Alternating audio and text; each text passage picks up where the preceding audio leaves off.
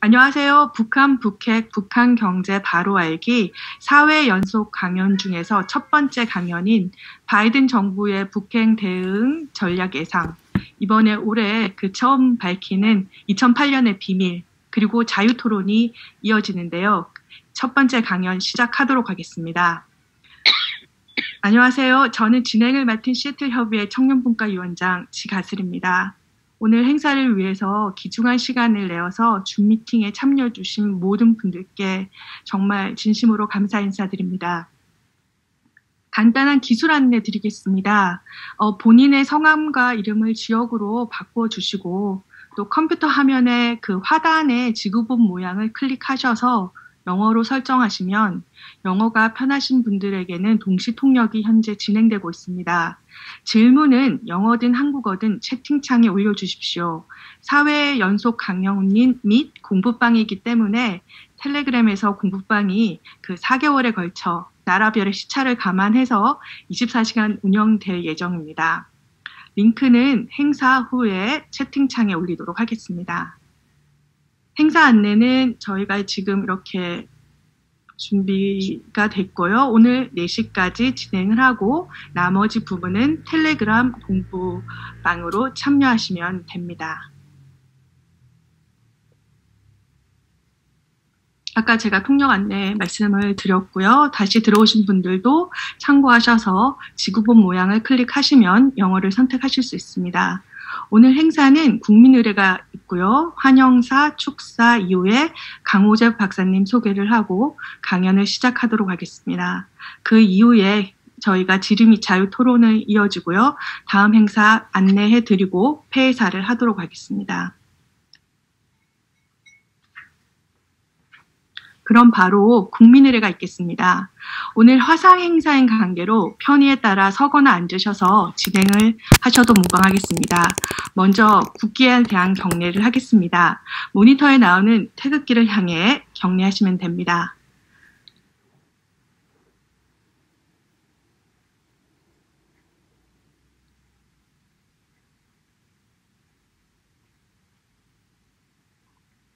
국기에 대하여 경례.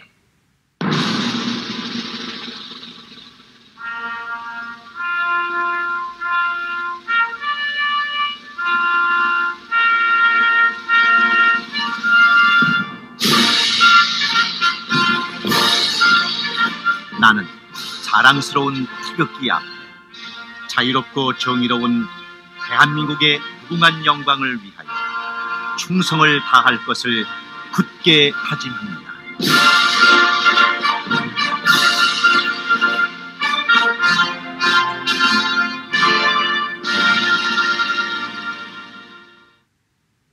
바로 다음은 애국가를 제청하겠습니다.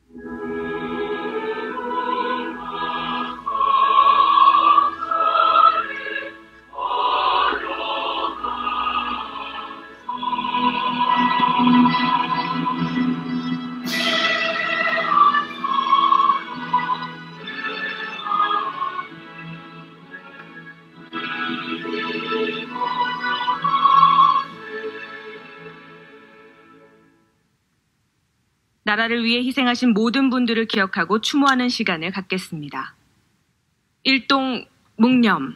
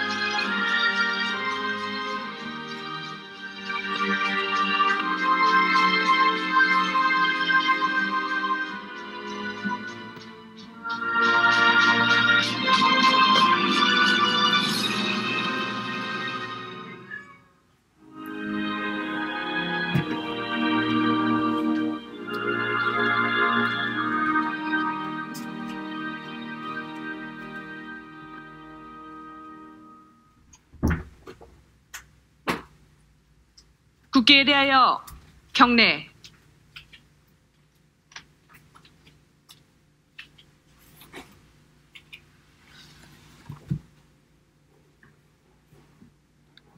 죄송합니다.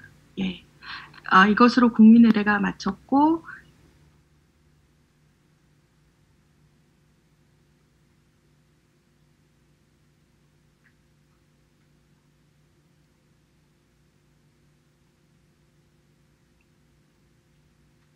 네, 다음은 시애틀 협의회 19기 김성훈 회장님을 모시고 이번 강연 환영사 및 인사말을 듣도록 하겠습니다.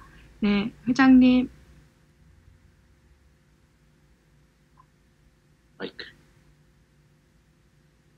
네, 회장님 언뮤트 풀어주시고. 언뮤트가 안 풀리나요? 예, 다시. 됐습니다. 네. 감사합니다. 강호재 교수님의 강연에 참석해 주신 모든 분들 환영합니다. 시애틀은 이제 봄이 왔습니다. 꽃들이 만발하고 비가 오는 것도 많이 줄었습니다. 그러나 팬데믹 상황은 진척이 많이 늦어지고 있습니다. 그래도 요사이 백신을 많은 분들이 많이 접종하고 계시고 주의를 하고 계시니 봄날처럼 우리의 상황도 좋아질 것이라 믿습니다. 이에 맞추어 민주평화통일 시애틀 협의회가 준비한 강연회를 위하여서 특별히 바쁘신 중에도 참석해 주셔서 축사를 해주시는 권원직 시애틀 총영사님에게 감사드립니다. 또한 노독한 미주 지역회의 부의장님 및 임원님들에게 감사드립니다.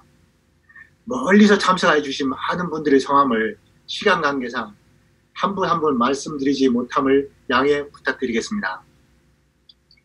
이번 강연회를 독일 베를린 자유대 한국학과 연구 교수님이신 강호재 교수님이 맡아주심에 대하여 대단히 감사드립니다. 한 번도 아니고 4번 연속 강연으로 인해 우리가 깊은 교육이 될 것이라 기대합니다. 사실 미국에 계시는 강사님들을 모시고 강연회를 하여 보았지만 유럽에 계시는 교수님을 모시게 되어서 조금 다른 시각에서 북한 경제를 바라볼 수 있게 되었다고 생각이 됩니다. 끝난 시간까지 경청해 주시면서 북한에 대하여서 조금 더 알 수 있고 우리가 한반도의 평화 통일을 위하여서 준비할 수 있는 것이 무엇인지를 알 수 있는 시간이 되었으면 합니다. 좋은 시간 되십시오. 감사합니다. 회장님 말씀 감사합니다. 이번 강연 준비 과정에서 또 적극적인 지지와 또 지원을 아끼지 않으신 회장님께 다시 한 번 더 감사 말씀드립니다. 감사드립니다.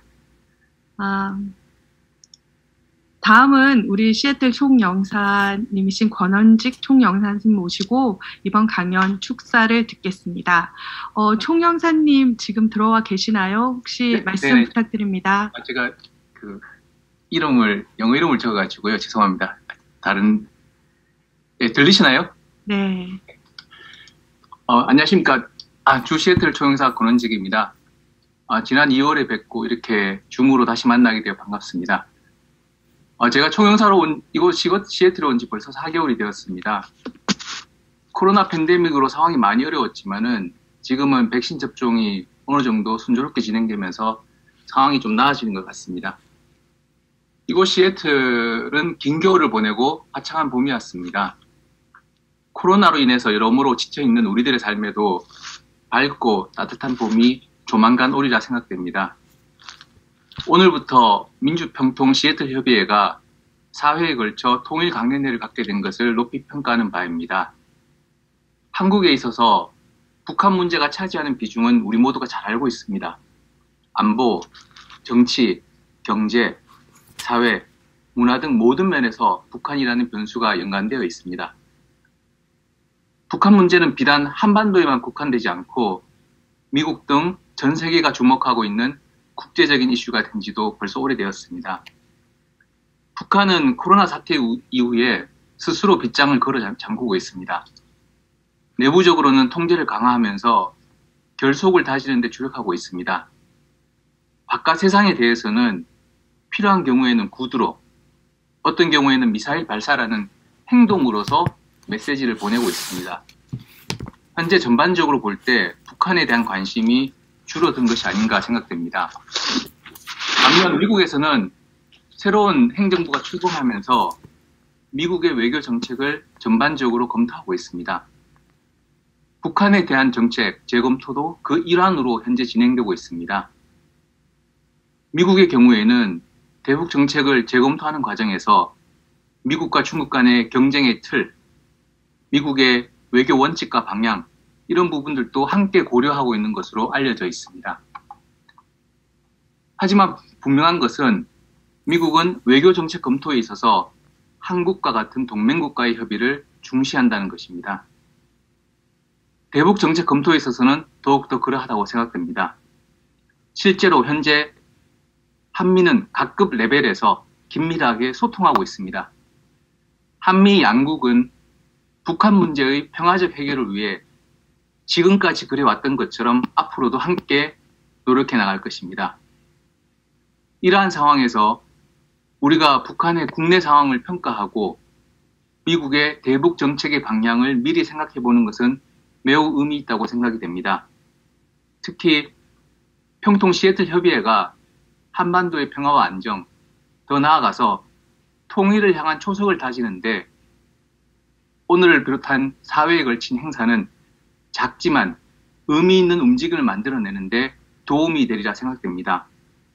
다시 한번 오늘의 행사를 준비해 주신 평통 시애틀 협의회에 감사드리며 모두가 즐겁고 유익한 시간이 되시기를 바라겠습니다. 감사합니다. 네, 주말 오후인데 이렇게 함께 해주셔서 좋은 말씀 해주셔서 감사 인사드립니다. 앞으로도 사회 강연이 이어지는데 혹시 괜찮으시면 토론이나 또 공부방에도 놀러 오셔서 또 격려의 말씀 나눠주시면 더 감사드리겠습니다. 네, 이제는 강호재 박사님에 대한 자리가 마련돼야 될 것 같은데요. 강호재 박사님께서는 베를린 자유학과 교수님이시고 또 북한과학기술연구센터 소장님이십니다. 강호재 박사님께 마이크를 넘겨 강연을 시작하겠습니다. 박사님 나와주세요. 네, 안녕하세요. 반갑습니다. 자, 제가 화면 아직 공유 기능이 아직 안 되네요. 시애틀 민주평통 선생님하고 그다음에 총영사께서 오늘 다 참석을 해주시고 축사도 해주시고 그리고 아마도 강연도 계속 같이 하지 않을까 싶습니다. 그리고 지금 현재 100명을 넘겼습니다. 이건 우리가 자축을 해야 될 부분이라고 생각이 듭니다. 이 늦은 시간에 전 세계 8시간씩 차이 나는 전 세계의 많은 분들이 오늘 제 강의 정말 처음 들을 수 있는 그런 얘기라고 해서 기대하시고 오신 것 같습니다. 저를 비롯해서 지가설 선생님하고 오늘 자원봉사로 같이 도와주시는 분들이 준비를 많이 했습니다. 보통 좀 딱딱한 강연은 제가 일방적으로 얘기하고 끝날 수도 있는데 저희가 마련한 프로그램은 제가 정보를 미리 조금 드리고요. 강연으로.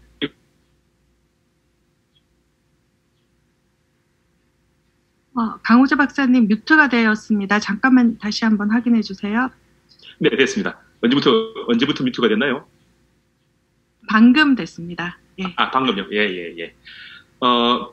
다시요. 예. 그래서 저희가 준비한 거는 제가 한 40분에서 오늘은 조금 오버될 수 있을 것 같습니다. 한 50분. 예, 그 정도 강의를 하고요. 정보를 미리 드리고 그 주제와 관련해서 자유롭게 토론을 진행을 하려고 합니다. 그런데 올해 1월 달에도 제가 선생님들하고 그때는 한 150분 정도 들어오셔서 제재에 대해서 좀 생각을 다시 한번 해보자 라는 얘기를 했었는데 굉장히 열띤 토론이 이루어졌습니다. 그래서 2시간이 짧더라고요. 그래서 총 3시간 가량을 했는데 그래서 그걸 좀 더 열어서 상시적으로 텔레그램이라는 채팅창을 통해서 저희가 진행을 할까 합니다. 그리고 한 달 동안 채팅만 하기는 좀 뭐하잖아요. 그래서 동시 접속자가 좀 많고 이슈가 조금 더 불거지면 2-3명이라도 뭔가 토론할 게 생긴다 하면 그때그때 서로의 시간을 봐서 이렇게 줌으로 자유롭게 토론하는 그런 시간도 가져볼까 합니다.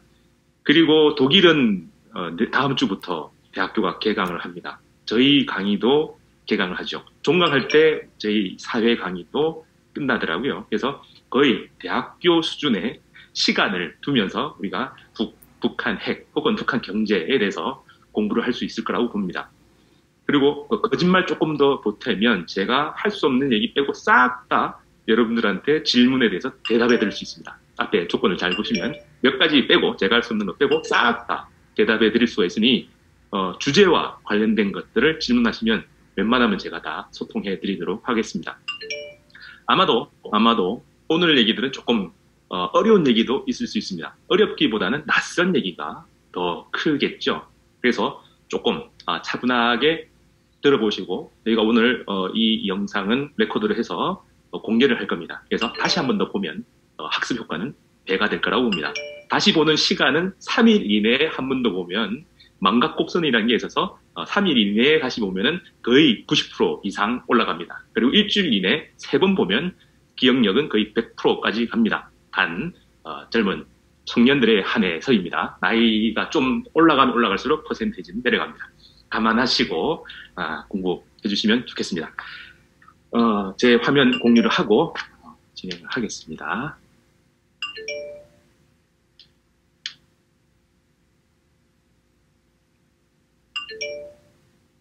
제가 들어오나요?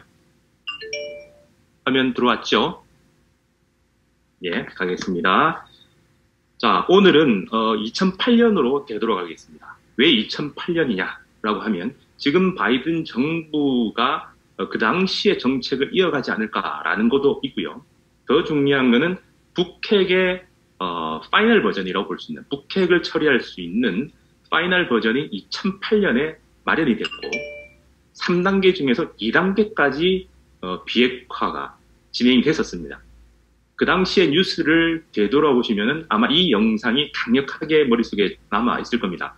영병 냉각탑이 폭파되는 걸 CNN에서 전 세계 생중계를 합니다. 그 장면이 어떻게 이루어졌고 어떤 내용으로 갔고 더 안타까운 거는 왜 무산되었는가.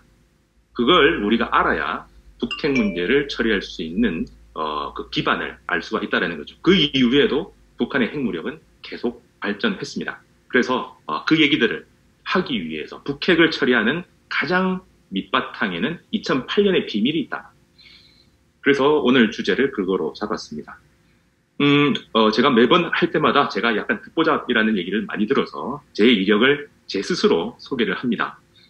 소개를 하는데 이 오늘 얘기는 더 특별한 이유가 있습니다. 과학 얘기가 들어가는데 강호재가 얘기하는 이 과학 얘기를 믿을만 하냐라고 할 때 여기 믿을만 한 게 있죠. 그래서 제가 여러분들이 딱 보시다시피 어릴 때까지는 대학교 학부까지는 사이언스 보이였습니다. 그리고 물리학을 제 동년배에서는 제가 제일 잘했습니다. 한국에 저희 때는 한 100만 정도의 고등학생들이 있었는데 100만 중에서 제가 2등을 해가지고요. 전국에 스티븐 호킹도 제가 만나보고 스웨덴의 노벨상 시상식장에도 갔었습니다. 정부가 보내줘서. 그리고 제가 살짝 정신이 이상해졌는지 모르겠는데 저희 아버지 말씀으로는 인생이 꼬이기 시작했다라고 했는데 거기서부터 석사, 박사를 북한을 연구하기 시작합니다. 그래서 북한도 제가 여러분들이 아마 듣보잡일 겁니다.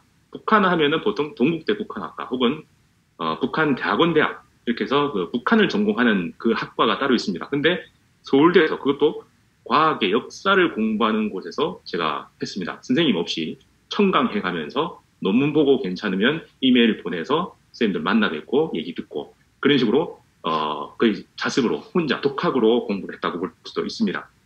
그래서 그냥 혼자 하고 나가 떨어질 수 있었는데 제가 꾸역꾸역 살아남았습니다. 지금 벌써 박사가 된 지 14년 차가 되더라고요. 그래서 제가 혼자 공부한 게 이게 의미가 있나 제대로 했나를 봤는가 석사, 박사 논문 전부 다 상을 받았습니다. 예, 두 가지 얘기가 제가 연구한 게 가치는 있고 남들보다 경쟁력이 있다라는 게 있었고요. 안타까운 거는 이런 경력을 가지고 제가 국내에서는 자리를 못 잡았습니다. 오히려 북한 문제인데 코리안 한국학인데 해외로 나오니까 교수 자리가 생기더라고요. 그래서 재작년에는 튜빙겐 대학에서 그리고 올해부터는 베를린 자유대에서 제가 연구교수를 하게 됐습니다. 지금까지 찾은 거로는 전 세계 한국 말고 해외에서 북한을 전공하면서 교수직을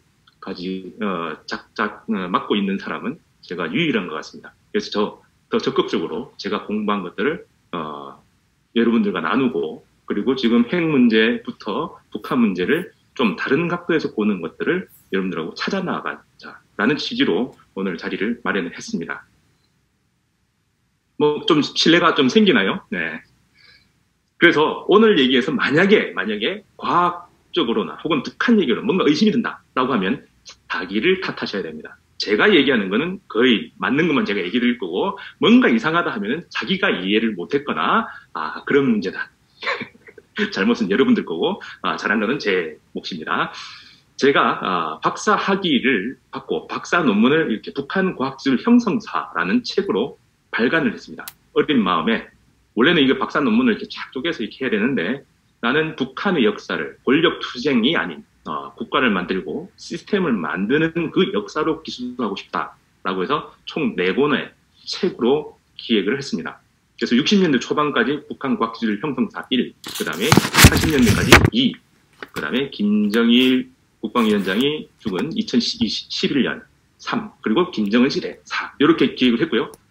그거는 제가 완성할 수 없을 거라고 생각했는데 이제 제가 연구직에 학계로 되돌아왔기 때문에 아마 앞으로 한 5년 내에 2, 3, 4권을 다 내지 않을까 싶습니다. 목표는 그렇게 하고 있습니다. 그리고 제가 그래도 한국에서는 NGO 활동과 사회활동을 계속 병행을 해서 컬럼을 많이 썼습니다. 그래서 지금은 절판됐습니다. 오늘 모이신 분들이 여러와 같은 요구를 하시면 다시 재판을 찍을 예정입니다. 소프트하게 쓴 북한의 얘기를 과학기술의 관점으로 그리고 경제 관점으로 제가 연구해낸 걸 소프트하게 써낸 글들입니다. 제 블로그 여기에 그 안내로 나간 nkTech.history.com 거기에 가면 제가 공개는 다 해놨습니다. 이거 최근 우선 절판이고요. 우선 넘어가겠습니다. 절판의 이유는 보는 사람이 별로 없어요. 자, 그리고 제 목표는요 이런 겁니다. 한반도의 미래 당연히 통일이겠죠. 근데 과학기술이 빠지면 안 되는 거죠. 통일 얘기하는 거에서 과학기술이 자꾸 빠지는데 과학기술이 우리 미래는 무조건 바탕에 깔려 있어야 됩니다. 그리고 이 미래가 연결되는 건 당연한 건데 여기에 우리 통일이 빠지면 안 되는 건 이 자리에 모이신 분들은 다 동의하실 거라고 봅니다. 근데 이 통일에서 우리는 북한을 모른다는 거죠, 너무. 그래서 통일을 얘기할 때 우리끼리의 통일이 아니라 북한과 함께 논의하고 북한을 충분히 이해하면서 같이 갈 수 있는 걸 찾아야 된다고 봅니다. 그래서 북한을 얘기를 하겠죠. 문제는 여기 있습니다. 이 4가지 기둥이 다 연결되어 있는 것처럼 되어 있지만 과학기술과 북한이 연결이 안 되어 있다는 거죠. 여러분들도 북한의 과학기술은 미사일 말고 들어본지 못했었을 겁니다. 이유는 연구자가 별로 없기 때문입니다. 그래서 제가 안 하려고 해도 계속 얘기를 하게 되더라고요. 그래서 제 사명이고 저한테 기대를 하시는 분들은 이 부분일 거라고 봅니다. 북한과 과학기술을 연결해서 우리 한반도의 미래를 통일을 가지고 갈 때 북한하고 과학기술하고 이렇게 다 연결시켜서 4개의 기둥을 딱 주춧돌을 제대로 놓고 설계를 하자라는 그런 비전을 제가 찾아내고 여러분들하고 공유하는 그게 제 목표고 저에 대한 기대라고 저는 봅니다. 자, 그러면 오늘 목차는 이렇습니다. 조금 일반적인 얘기, 이론적인 얘기를 뭔가 인식을 하기 위해서 필요한 얘기를 제가 할 거고요. 그래서 제논의 역설, 뭔가 어려워 보이지만 굉장히 간단한 얘기입니다. 그리고 우리가 착시 효과가 굉장히 많죠. 현상을 전체를 다 볼 수 있는 시야를 가진 사람이 많지 않기 때문에 조금씩 잘못된 정보를 받아들이게 됩니다. 그 부분을 얘기를 하고요. 아마 제가 앞에 그렇게 많이 얘기한 이유도 여기 있습니다. 숫자가 나오면 머리 아파, 과학기술 싫어, 뭐 이런 분들이 많습니다. 이 속에 굉장히 무서운 의도가 숨어 있습니다. 그걸 좀 얘기하고요. 그다음에 핵 얘기니까 핵에 대한 간단한 정말 간단하게 설명하고 메인은 여기 있습니다.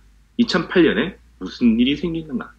그걸 이제 여러분들하고 얘기를 할 겁니다. 그래서 거기까지 참으셔야 오늘 강의 듣고 보람 있는 그 수강이었다라고 생각하실 수 있을 겁니다. 요거까지만 듣고 가셔도 됩니다. 근데 가면은 이제 더 따끈따끈한 얘기가 빠지겠죠. 2008년을 왜 보느냐? 지금 시점 2021년 바이든 정부에서 어떤 일이 일어날 거냐를 예측할 수 있는 정보들이 담겨 있기 때문입니다. 그래서 이 2008년의 일까지는 역사적 사실을 제가 얘기해 드릴 거라면 판단, 미국의 판단은 그 당시에 어떤 판단이었을까 추론을 할 겁니다. 예, 얼마나 타당한지 여러분들이 판단해 주시면 될 겁니다. 그리고 지금이 아니라 다가올 5년 내에 일어날 정말로 무시무시한 일을 제가 얘기해 드릴 겁니다. 이게 정말로 그럴듯하냐? 만약에 그럴듯하다면 우리는 이대로 있으면 안 되고요. 아니야, 이건 공상소설이야 라고 하면은 그냥 넘어가도 될 거라고 봅니다. 그리고 이런 얘기를 하는 이유는 북핵을 제대로 한번 해결해보자 라는 거죠. 그 방법을 제가 다 찾을 수는 없을 겁니다. 하지만 제안을 해보겠습니다. 과감히. 자, 그래서 오늘 얘기는 이렇습니다. 2008년에 무슨 비밀이 있었는가? 간단한 히스토리를 하나 찾아보면 제일 무시무시한 일이 이때부터 벌어집니다. BDA, 방코델타 아시아. 은행에 들어있는 북한 돈, 그것도 큰 돈도 아닙니다. 북한 나라로 봤을 때 1억 불 이상 돼야 뭐 그래도 의미가 있는데 1,000만 불 정도 수준의 돈이 들어가 있는 걸 보고 미 국무부 재무부서에서 이걸 동결시켜버립니다. 그때부터 꼬이기 시작합니다. 2005년에 부시 정부에서 북한하고 대화를 하겠다라고 하면서 여기 날짜가 9월 20일이죠. 9.19 합의를 한 다음 날 방코 델타 아시아 사건이 벌어집니다. 그게 처리되는데 1년 반이 걸립니다. 거의 2년에 걸쳐서 이 문제를 해결을 못해서 힘들어합니다. 그럼 지금 뭐가 오버래핑이 되냐면 북한의 선박과 북한의 미국 내 자산들이 동결되면서 그걸 소송을 해서 들어갑니다. 그리고 얼마 전에는 북한 주민이 말레이시아죠. 거기에서 미국으로 송환돼 버립니다. 그래서 원래 본류인 북핵 문제가 아닌 이상한 일들이 막 벌어지는 거죠. 저는 이거를 관료들의 반란이라고 생각합니다. 외교 쪽에서 혹은 나라 대 나라의 관계에서 이게 정상화를 해 나가는 과정에서 미국 내에 있는 관료들이 이상한 꼬투리를 하나 잡아버렸던 겁니다. 이것 푸는데 2년 걸립니다. 그래서 한반도의 시계가 2년 이상 늦춰졌고요. 지금으로 되돌아보면 거의 20년 늦춰지게 됩니다. 그리고 이 일은 계속 일어날 거라는 거죠. 그리고 트럼프 때도 대부분의 뉴스에서 안 다룹니다. 뭘 안 다루냐면 북한의 핵이 계속 저렇게 끝모르게 평행선을 향해서 달리고 있거나 아니면은 타협 없이 달렸다라고 생각하는데 그게 아니었습니다. 90년대뿐만 아니라 2008년에도 북한이 동의해서 비핵화를 하는 합의안이 만들어졌습니다. 그것도 3단계 중에서 2단계까지 완성이 됐습니다.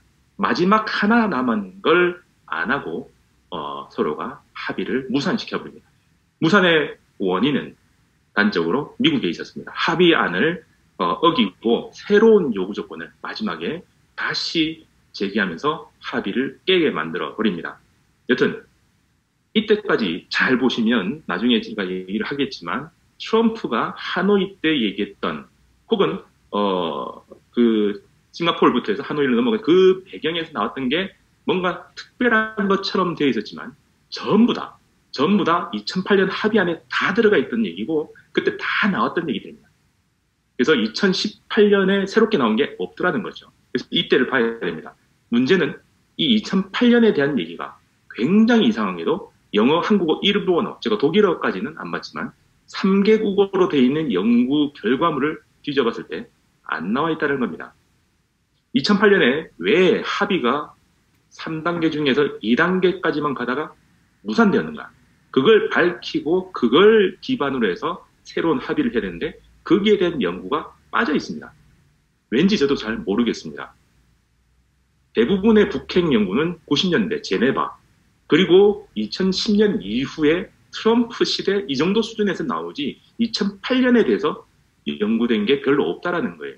그래서 저도 이걸 연구하면서 깜짝 놀랐습니다. 이 정도까지 연구가 안 되어 있다니라는 생각이 듭니다. 그래서 제가 과감하게, 그냥 광고용이기도 하지만 처음 밝히는 비밀이라는 겁니다.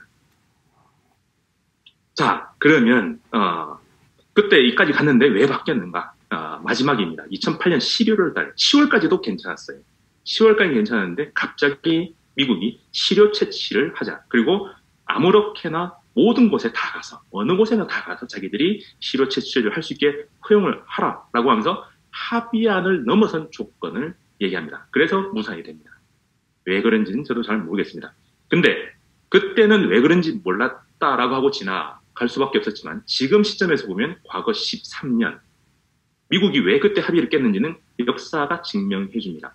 합의가 깨진 2009년 이후 10여 년 동안 미국이 어디에 노력을 기울였는가, 뭘 하려고 했던가를 보다 보면 그때 왜 합의가 깨어졌는가를 알 수가 있다는 거죠. 그 흐름은요. 지금은 저는 쿼드 플러스로 나온다고 봅니다. 한미일을 넘어서 환태평양 혹은 중국을 둘러싼 이 흐름에서 군사 구조를 변화시키기 위한 노력들이 계속 이루어졌었습니다. 그래서 그 흐름이라고 저는 추정합니다. 자, 우선은 이론적 틀은 좀 보겠습니다.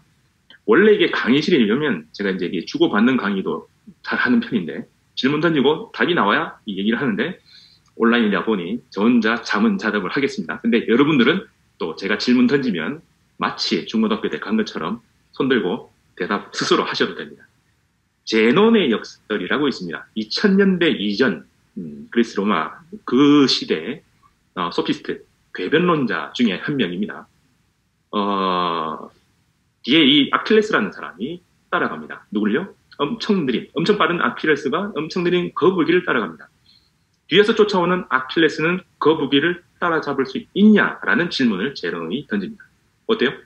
우리 경험에서는 당연히 조금만 시간 지나면 거북이를 따라잡게 되어 있습니다. 근데 제논은 이렇게 설명합니다. 자, 지금 아킬레스가 서 있는 이 자리에서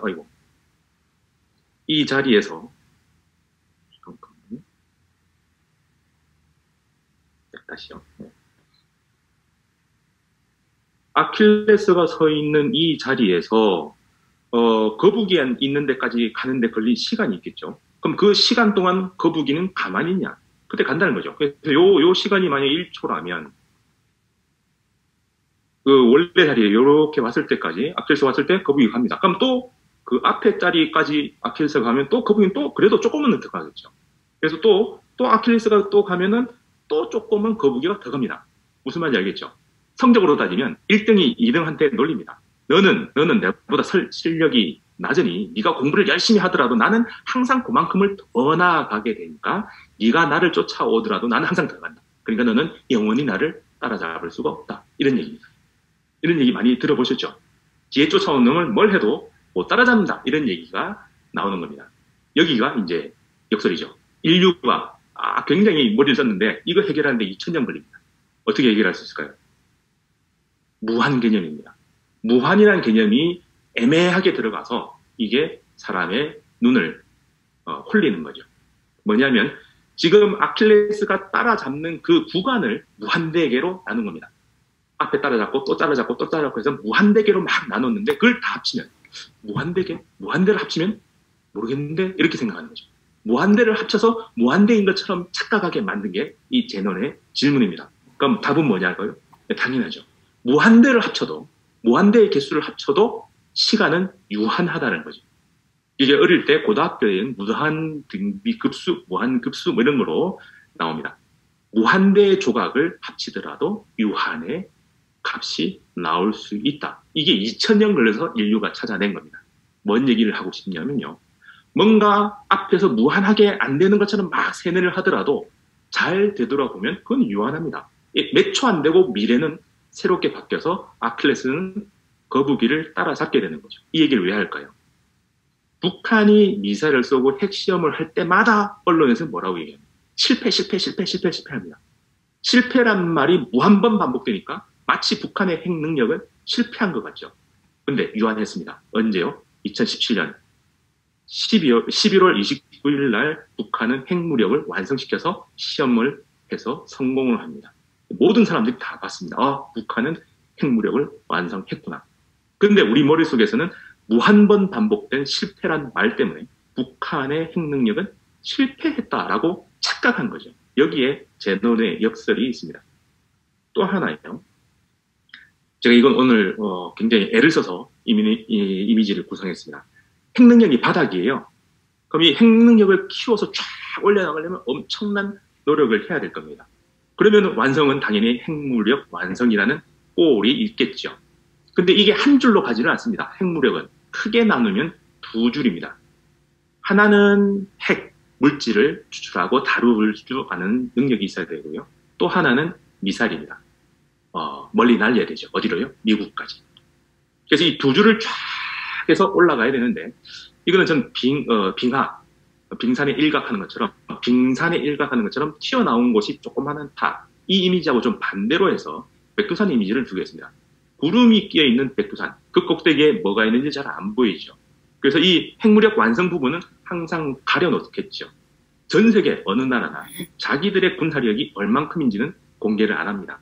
자, 그러면 북이 얼마만큼 왔는지를 잘 모르니까 단계별로 우리한테 노출되어 있는 정보를 보고 판단해야 되겠죠. 제일 처음에는 가능성만 볼 겁니다. 북이 무기를 가졌을 수도 있겠네. 1970년대, 1980년대 이집트하고 이스라엘하고 이렇게 싸우는 중동 전쟁에서 북한 무기들이 쓰이는 거 보니까 미사일 실력이 꽤 있네. 이런 판단을 합니다. 가능성 차원이죠. 근데 이제 북한 내에서 실험실 차원에서 작동하는 것들을 보면서 저 정도 실험을 하는 정도가 되면 또 실력이 또 만만치 않겠네. 그 다음에는 최근 5년에 우리가 많이 봤죠. 시험 발사를 합니다. 핵폭탄을 시험을 6번이나 터뜨려서 팡 조절하는 걸 보여줍니다. 시험이죠. 제품이 만들어졌고요. 그걸 테스트하는 것들을 보여줍니다. 그 정도면 이제 점점점 업그레이드 되는 게 보이죠. 시험 다음에는 완성입니다. 여기 계신 분들은 다 기억이 있으실 겁니다. 북한의 핵 6번 시험을 했고요. 미사일 수십 발, 수백 발을 쏘았습니다. ICBM만 하더라도 공개된 게 10개가 넘어가죠. 그러면 그게 어디까지 갔을까요? 거의 완성 버전에 갑니다. 근데 문제는요. 가능성 차원에서 뭔가 북한이 하는 걸 보여줄 때는 북한이 핵을 가진네, 핵무력을 완성해 가네 라고 하다가 어느 정도 가능성이 끝나면 다시 평지가 나옵니다. 산을 타기 위해서 가파른 길을 올라갈 때는 굉장히 힘들게 우리가 올라간다 하지만 또 다시 산 등성 위에 평지가 나오면 왠지 안정감을 가지고 모든 게 다시 평야로 바뀐 착각을 하는 거죠. 가능성 여경이 쫙 보이다가 여기 위에 올라가면은 이제 별로 없어진 것 같은데 실패 말을 자꾸 들으니까 세뇌가 되어서 북한은 아직도 핵 능력을 못 갖췄어라는 착각 속에 빠집니다. 이게 뭘까요? 아니죠. 공개는 조금밖에 안 됐지만 그 위에 많습니다. 레벨은 2단계까지 올라간 거죠. 그럼 또 이제 실험을 여러 번 보여줍니다. 보여줄 때마다 뭔가 됐네. 근데 그게 다 실패야. 라고 하다 보면 또 업그레이드가 돼가고 엑셀레이트가 돼가는 하지만 또 다시 평지가 됩니다. 실험하는 장면이 안 보여요. 그러면 또 마치 없어진 양 착각하죠. 그럼 그때도 아무것도 없나요? 분명한 거는 해발, 고도가 높아지고 있다는 겁니다. 점점점 공개된 버전으로 핵무력은 완성에 다가갑니다. 왜 제가 공개된 거라고 하나요? 백두산 위에 구름이 끼어있는 그 곳은 뭐가 있는지 모르기 때문입니다. 첩보, 아주 극비의 정보들은 공개가 안 되는 거죠. 북이 공개해 주는 것만 보는 겁니다. 그래서 이 정도까지 가요. 그러면 이제 최근 5년 내에 핵시험도 2016년부터 3번을 반복해서 하고요. 무력은 모든 미사일들이 다 등장해서 시험 발사를 바바바바바박 쏘아 올립니다. 심지어는 잠수함, 물속에서 나오는 잠수함에서 쏘는 SLBM까지 시험 발사에서 성공하는 걸 보여줍니다. 깜짝 놀랐죠. 근데 또 그게 시험 발사가 끝나면 또 평지인 것처럼 되죠. 자, 근데 이때 3번의 평지가 왔다고 북한은 여전히 평지에 있을까요? 네, 해발 고도가 굉장히 높아졌습니다. 마지막 버전은 뭐예요?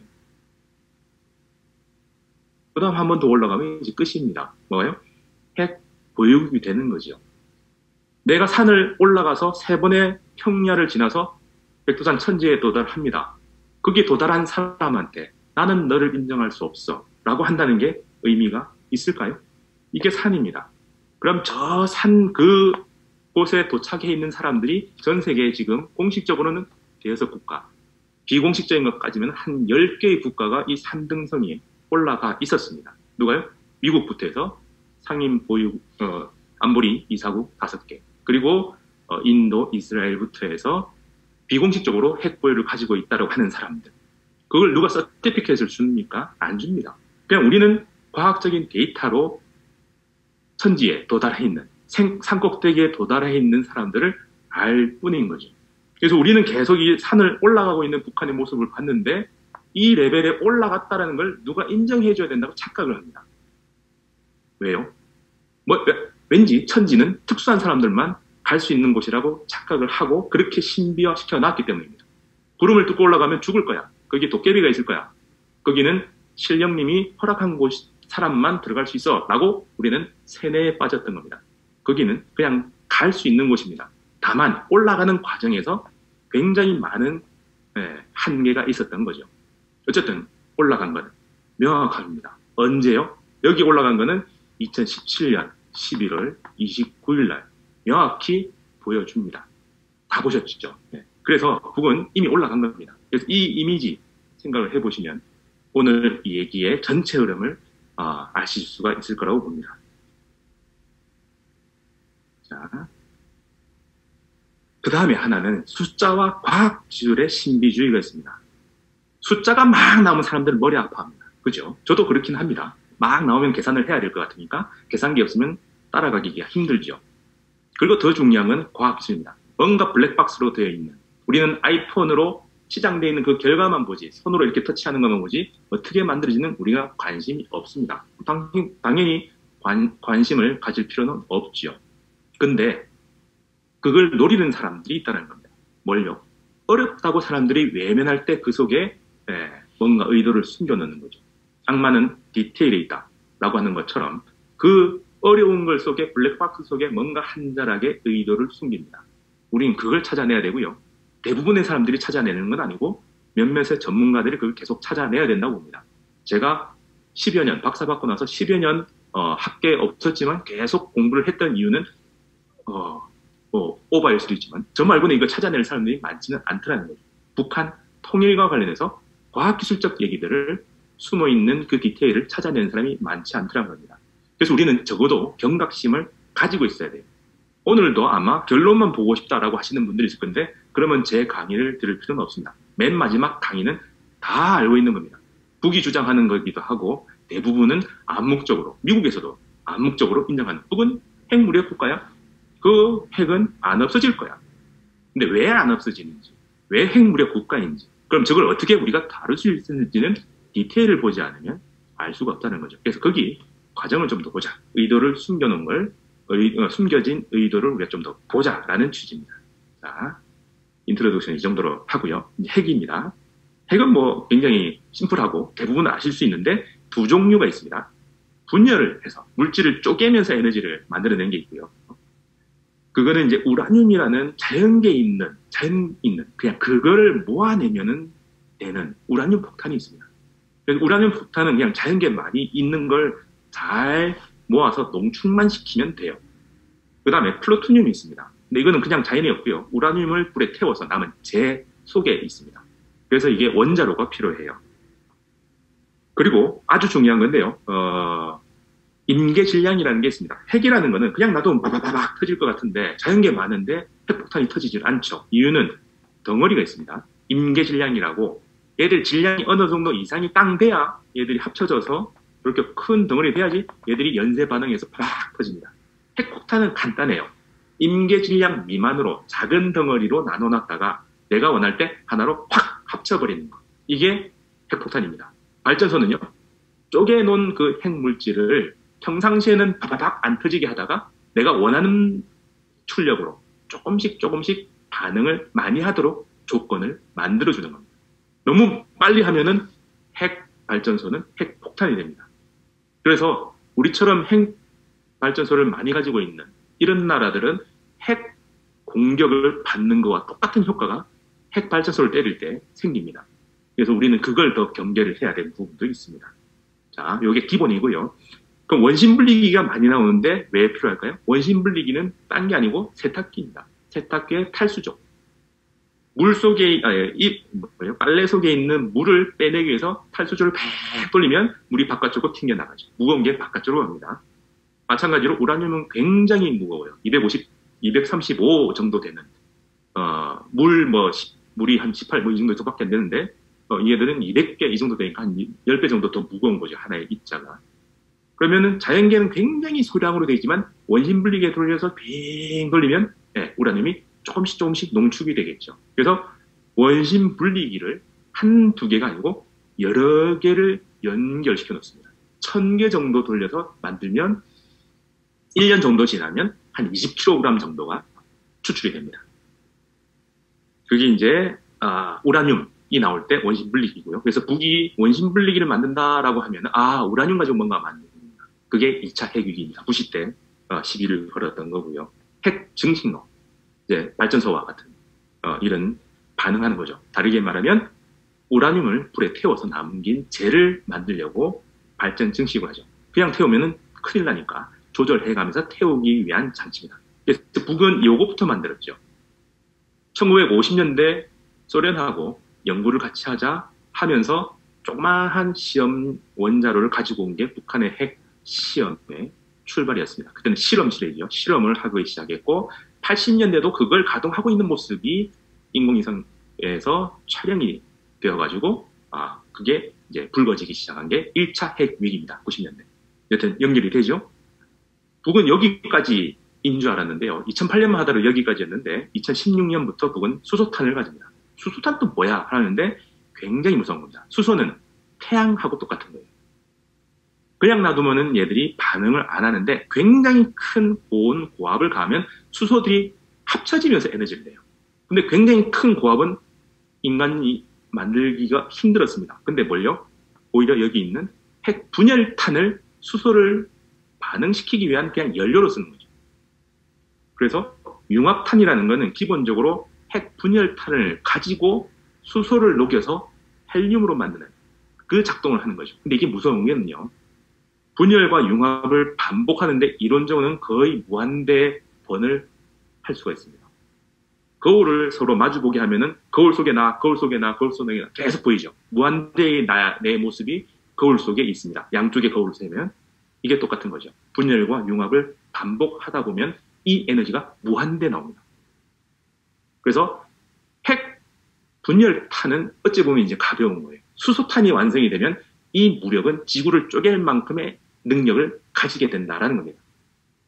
북이요. 2016년에 수소탄을 완성했다고 선언을 하고 거기에는 아무도 시비를 못 걸었습니다. 왜? 어려운 게 아니거든요. 그리고 실물도 공개를 했죠. 그거 실물이 뭐 종이로 만들었다라고 미사일 공개됐을 때는 종이로 만든 미사일 이런 것도 나왔는데 수소탄에 대해서는 그 얘기가 안 나옵니다. 그래서 북은 수소탄까지 완성이 됐어요. 이미지로 보면 이 정도 흐름입니다. 그냥 여러 개가 반복돼서 이렇게 흘러가고요. 우라늄, 그다음에 플루토늄이 작동이 좀 다른데요. 여튼 우라늄은 자연에 있습니다. 세탁기를 써서 원심 분리기를 써서 농축만 시키면은 숨길 수도 있어요. 어떻게 하면요? 이렇게 디스크가 돼요. 옐로우 케이크라고 합니다. 이거는 옐로우로 안 보이는데 약간 노란색을 띈다고 해요. 그래서 이렇게 디스크를 만들어서 혼자 자폭하지 않을 덩어리로 만들어서 국제 암그레 시장에서 거래가 되고 있습니다. 그래서 요만큼을 해서 납 용기 안에 집어넣어서 딴송이 묻어버리면 우라늄 디스크, 옐로우 디스크는 찾을 수가 없어요. 지구상에 있는 기술로는 숨겨놓은 우라늄 디스크를 찾을 수가 없습니다. 납 속에 들어가고 있는. 그래서 이게 무서운 거죠. 자, 이제 오늘 공부를 하기 위한 인트로덕션은 이제 이 정도로 하겠습니다. 이제 본격적으로 6자 회담 그리고 9.19, 2.13 이런 합의가 있었던 2005년부터 2008년 그리고 이제 2008년에 본격적으로 북핵 무력화, 불능화 과정으로 넘어갔던 2008년의 비밀로 넘어가겠습니다. 그때는 3단계 중에 2단계의 단계로 넘어갔어요. 그때 뭘 합의했냐면 굉장히 우습게도 북은 책 2권을 내는 게 의무고요. 그 책 2권 말고 미국은 이제 굉장히 많은 걸 내놓습니다. 테러 지원국을 해제해주고요. 적성무교육법, 지금은 세컨더리 보이콧이라고 할 수 있는 무역을 하는 걸 막는 법에서 제외시켜 줍니다. 그리고 에너지, 중류를 굉장히 많이, 그리고 에너지, 그때 식량이 좀 부족했으니까 식량도 굉장히 많이 주는 겁니다. 등가가 아닌 것 같죠. 근데 이게 굉장히 중요한 것입니다.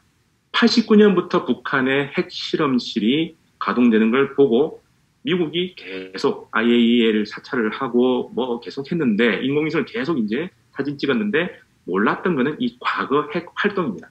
건물 속에 들어가면 아무리 인공위성이라도 알 수가 없지요. 그래서 미국이 굉장히 중요하게 생각한 거는 이 책입니다. 핵 활동 일지, 20년 동안 북한에서 그 실험실을 어떻게 가동했는지 매일매일 기록한 일지와 더 중요한 것, 스스로 핵무기와 관련된 플루토늄, 우라늄 이런 것들을 얼마나 생산을 했고, 이때 핵시험을 한번 했거든요. 1차를 했어서 그 핵시험을 얼마를 써서 핵시험을 했는가. 그런 데이터가 안 남아있으니까 자소서 비슷한, 자술서 비슷하게 신고서를 내라 라고 한 거죠. 그래서 이 책 2권을 내면 북한은 의무를 다 한 거고요. 미국은 테러 지원국도 해제해주고 적성국 교육공을 해제해주고 에너지도 주고 식량도 주고 이렇게 하기로 했는데 안 할 것 같죠. 트럼프가 안 받았죠. 근데 이 당시에는 했습니다. 근데 왜 끝났을까? 2008년 10월 달까지 잘 되다가 2008년 11월에 갑자기 미국이 마음을 바꿉니다. 검증을 해야 되겠다. 해라. 다 합의했습니다. 검증하는 방법을 6자 회담 참가국들이 다 동의하는 방법으로 하기로 하고 오케이 하고 딱딱딱 진행하고 있는데 갑자기 11월 달 때 아니야. 우리는 마음먹은 대로 아무 데나 가서 할 거야. 우리가 아무렇게나 갈 수 있게 허용해. 당연히 안 하죠. 그때 약간 보수적인 언론에서도 이게 이상하다라고 나왔던 그 얘기입니다. 어쨌든 판을 깨려고 했던 거죠. 그래서 안 됐습니다. 그래서 제일 중요한 건 오늘 제가 얘기하는 아무도 얘기하지 않는 얘기는 이 핵 신고서와 관련된 겁니다. 그 내용이 파편적으로 나와 있고요. 지금도 제가 공식적으로 요청을 해보니까 국회의원실하고 해가지고 이 신고서 공개를 해라라고 했더만 6자 회담 관계국이 합의를 해서 이건 공개하지 않는다라고 해서 공개를 못한다고 합니다. 그래서 흩어져 있는 파편을 제가 계속 모았습니다. 그래서 꽤나 신빙성 있는 정보들을 모았어요. 그래서 오늘 얘기를 해드리겠습니다. 자, 시간이 많이 가고 있네요. 조금 더 가겠습니다. 이제 한 3분의 2 능선까지 왔습니다. 자, 이제 그래프가 하나 나올게요. 텍스트보다는 이미지가 머리에 많이 남으실 테니까 핵이라고 하는 것은 물질이 두 가지라고 얘기했습니다. 플루토늄, 그 다음에 우라늄입니다. HEU라고 하는 것은 High Enrichment 우라늄입니다. 고농축 우라늄. 퍼센테이지가 90% 넘어가는 뭐 그 정도죠. 저농축으로 가면 이게 발전소에 쓰이고요. 20% 미만으로. 90% 넘어가면 이제 핵폭탄으로 이제 그 30분 좀 지났거든요. 제가 강의한 지. 그럼 약간 집중력이 살짝 흐트러질 때가 됐습니다. 근데 이제 마지막 스파트를 내셔야 될 때가 됐습니다. 정보가 쏟아질 겁니다. 그래프가 쫙 나올 건데요. 그림을 한번 잘 보세요. 그래서 제가 이제 군데군데 한 번씩 짚어서 나가겠습니다. 어려운 얘기예요. 과학이 보면. 그래서 사기는 과학적으로 쳐야 됩니다. 자, 됐습니다. 자, 그 플루토늄 가지고도 핵탄두를 만들 수가 있고요. 그 다음에 우라늄 가지고도 핵탄두를 만들 수가 있습니다. 이거는 과학적으로 나와 있는 얘기입니다. 2kg에서 10kg. 그럼 북은 핵탄두 하나 만드는데 얼마를 썼을까? 공개는 합니다. 1차 핵시험 때. 그런데 이상하게도 핵과학자가 분석한 북핵, 아닌 사람이 하는 것도 북핵, 다 근거 없이 주석이 하나도 안 달리고 그냥 얘기합니다. 북한은 실력이 없으니 10kg 썼을 거야. 그죠? 제일 못하니까 제일 많이 써서 한 대 만들었을 거야. 라고 합니다. 근데 어느 순간 보니까 7kg 정도 썼는다고 나옵니다. 왜 7kg일까요? 저도 이유를 모르겠는데 그냥 2와 10의 가운데 값 정도인 것 같아요. 정말 비과학적이죠. 그리고 우라늄도 한 20kg 정도 쓴다고 합니다. 그것도 비과학적입니다. 제가 1995년 핵 그 확산을 막는 NGO가 내놓은 보고서를 봤는데 이보다 더 레인지가 더 커요. 근데 2008년 북한의 수준 그리고 2017년 북한 수준 당연히 더 발전했을 겁니다. 여튼 이 정도가 일반적으로 핵 보고서들이 근거 없이 그냥 주장하는 북한의 핵탄두 한계는 이 정도일 거다라고 하는 겁니다. 자, 그러면 제가 또 이 이과 출신이다 보니 그래프 하나 그릴 겁니다. 시간상으로 핵은 3단계로 나옵니다. 너무 간단한 거죠. 시간, 지금, 과거, 미래. 당연히 북한의 핵 능력을 막으려면 뭘 막아야 돼요? 과거요? 네, 미래를 막아야죠. 미래의 북이 핵을 가지고 뭘 할 수 없게 미래 핵을 막는 게 핵심입니다. 94년에도 핵 합의를 했고요. 그 다음에 2008년에도 했고요. 최근에도 했죠. 그래서 옛날 94년에 처음 했을 때 그때 막았던 것은 역시 과거입니다. 2008년에도 과거와 현재를 막으려고 한 거 그거 없습니다. 그래서 미래를 막으려고 하는데 이 과거는 보통은 묻어두고 지나갑니다. 왜? 지나간 일이니까. 그리고 검증할 수가 없습니다. 미래의 위험만 없애면 되지 않느냐라는 생각을 하게 됩니다.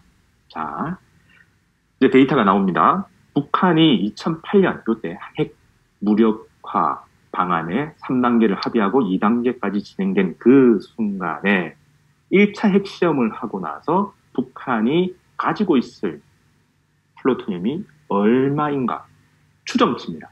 언론에 나와 있고 지금도 대부분의 검증을 제대로 하진 않은 연구 보고서에는 이 수치가 들어가 있습니다. 26에서 30kg.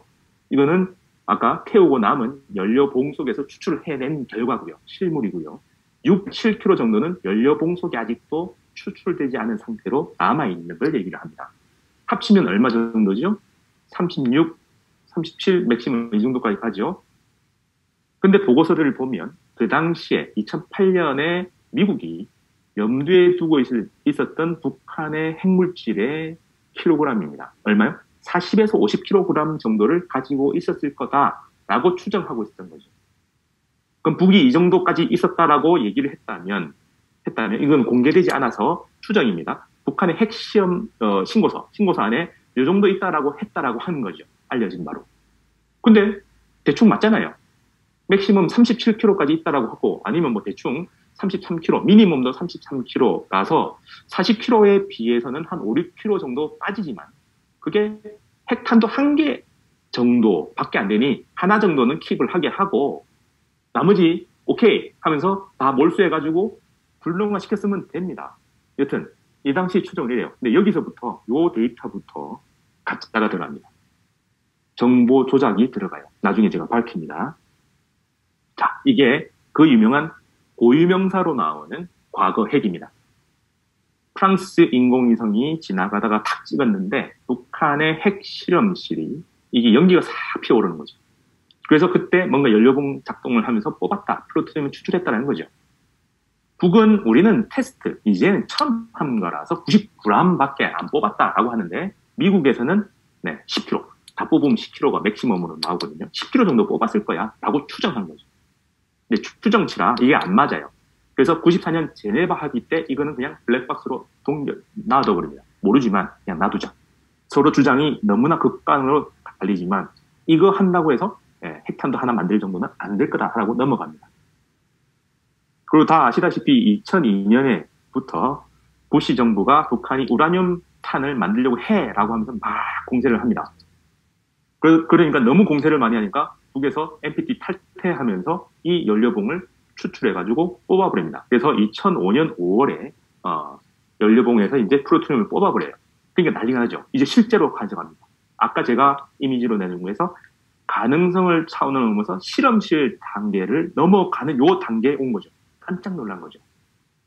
그래서 이때 2005년 5월에 플루토늄을 추출하니까 부시 정부에서 놀래서 정책을 바꿉니다. 그래서 9.19 합의가 나옵니다. 자, 그 다음은요.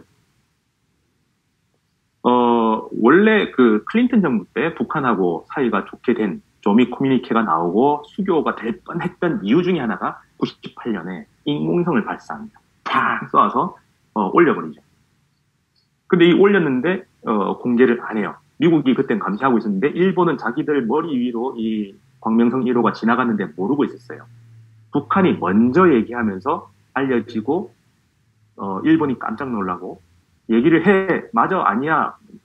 진실을 얘기했는데 미국이 대답을 안 하다가 한참 후에 맞아라고 인정을 해줘 버립니다. 이 광명성 1호 뭐 때문에 아직 핵물질은 없어요. 근데 인공위성을 발사할 능력을 가지고 있으면 올라가다 잘못하면 떨어지기도 하고요. 의도해서 떨어지기도 하겠죠. 지구 주위를 도는 인공위성을 잘 조절해가지고 탁 떨어뜨린 거. 그게 ICBM입니다. 미사일이기도 하고요. 그러니까 미국에서는 이게 현실로 나타나니까 실험실이 아닌 테스트를 넘어서 현실로 등장하니까 99년에 수교 직전까지 갔던 겁니다.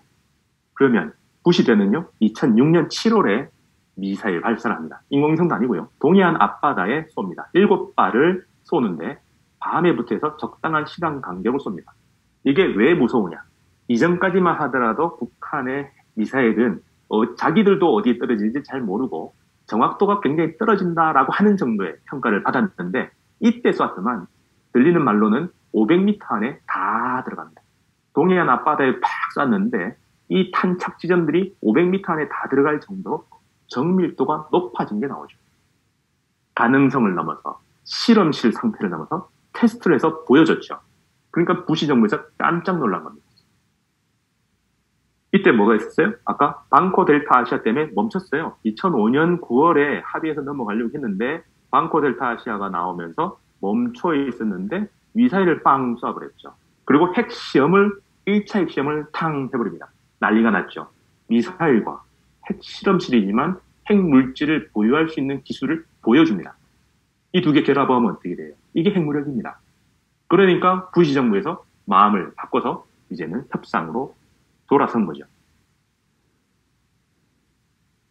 자, 그러면 지금도 나오고 있는 이 말도 안 되는 얘기는 어디서 나왔냐? 2005년까지는 말이 됩니다. 부시 정부에서 계속 얘기한 거는 CVID.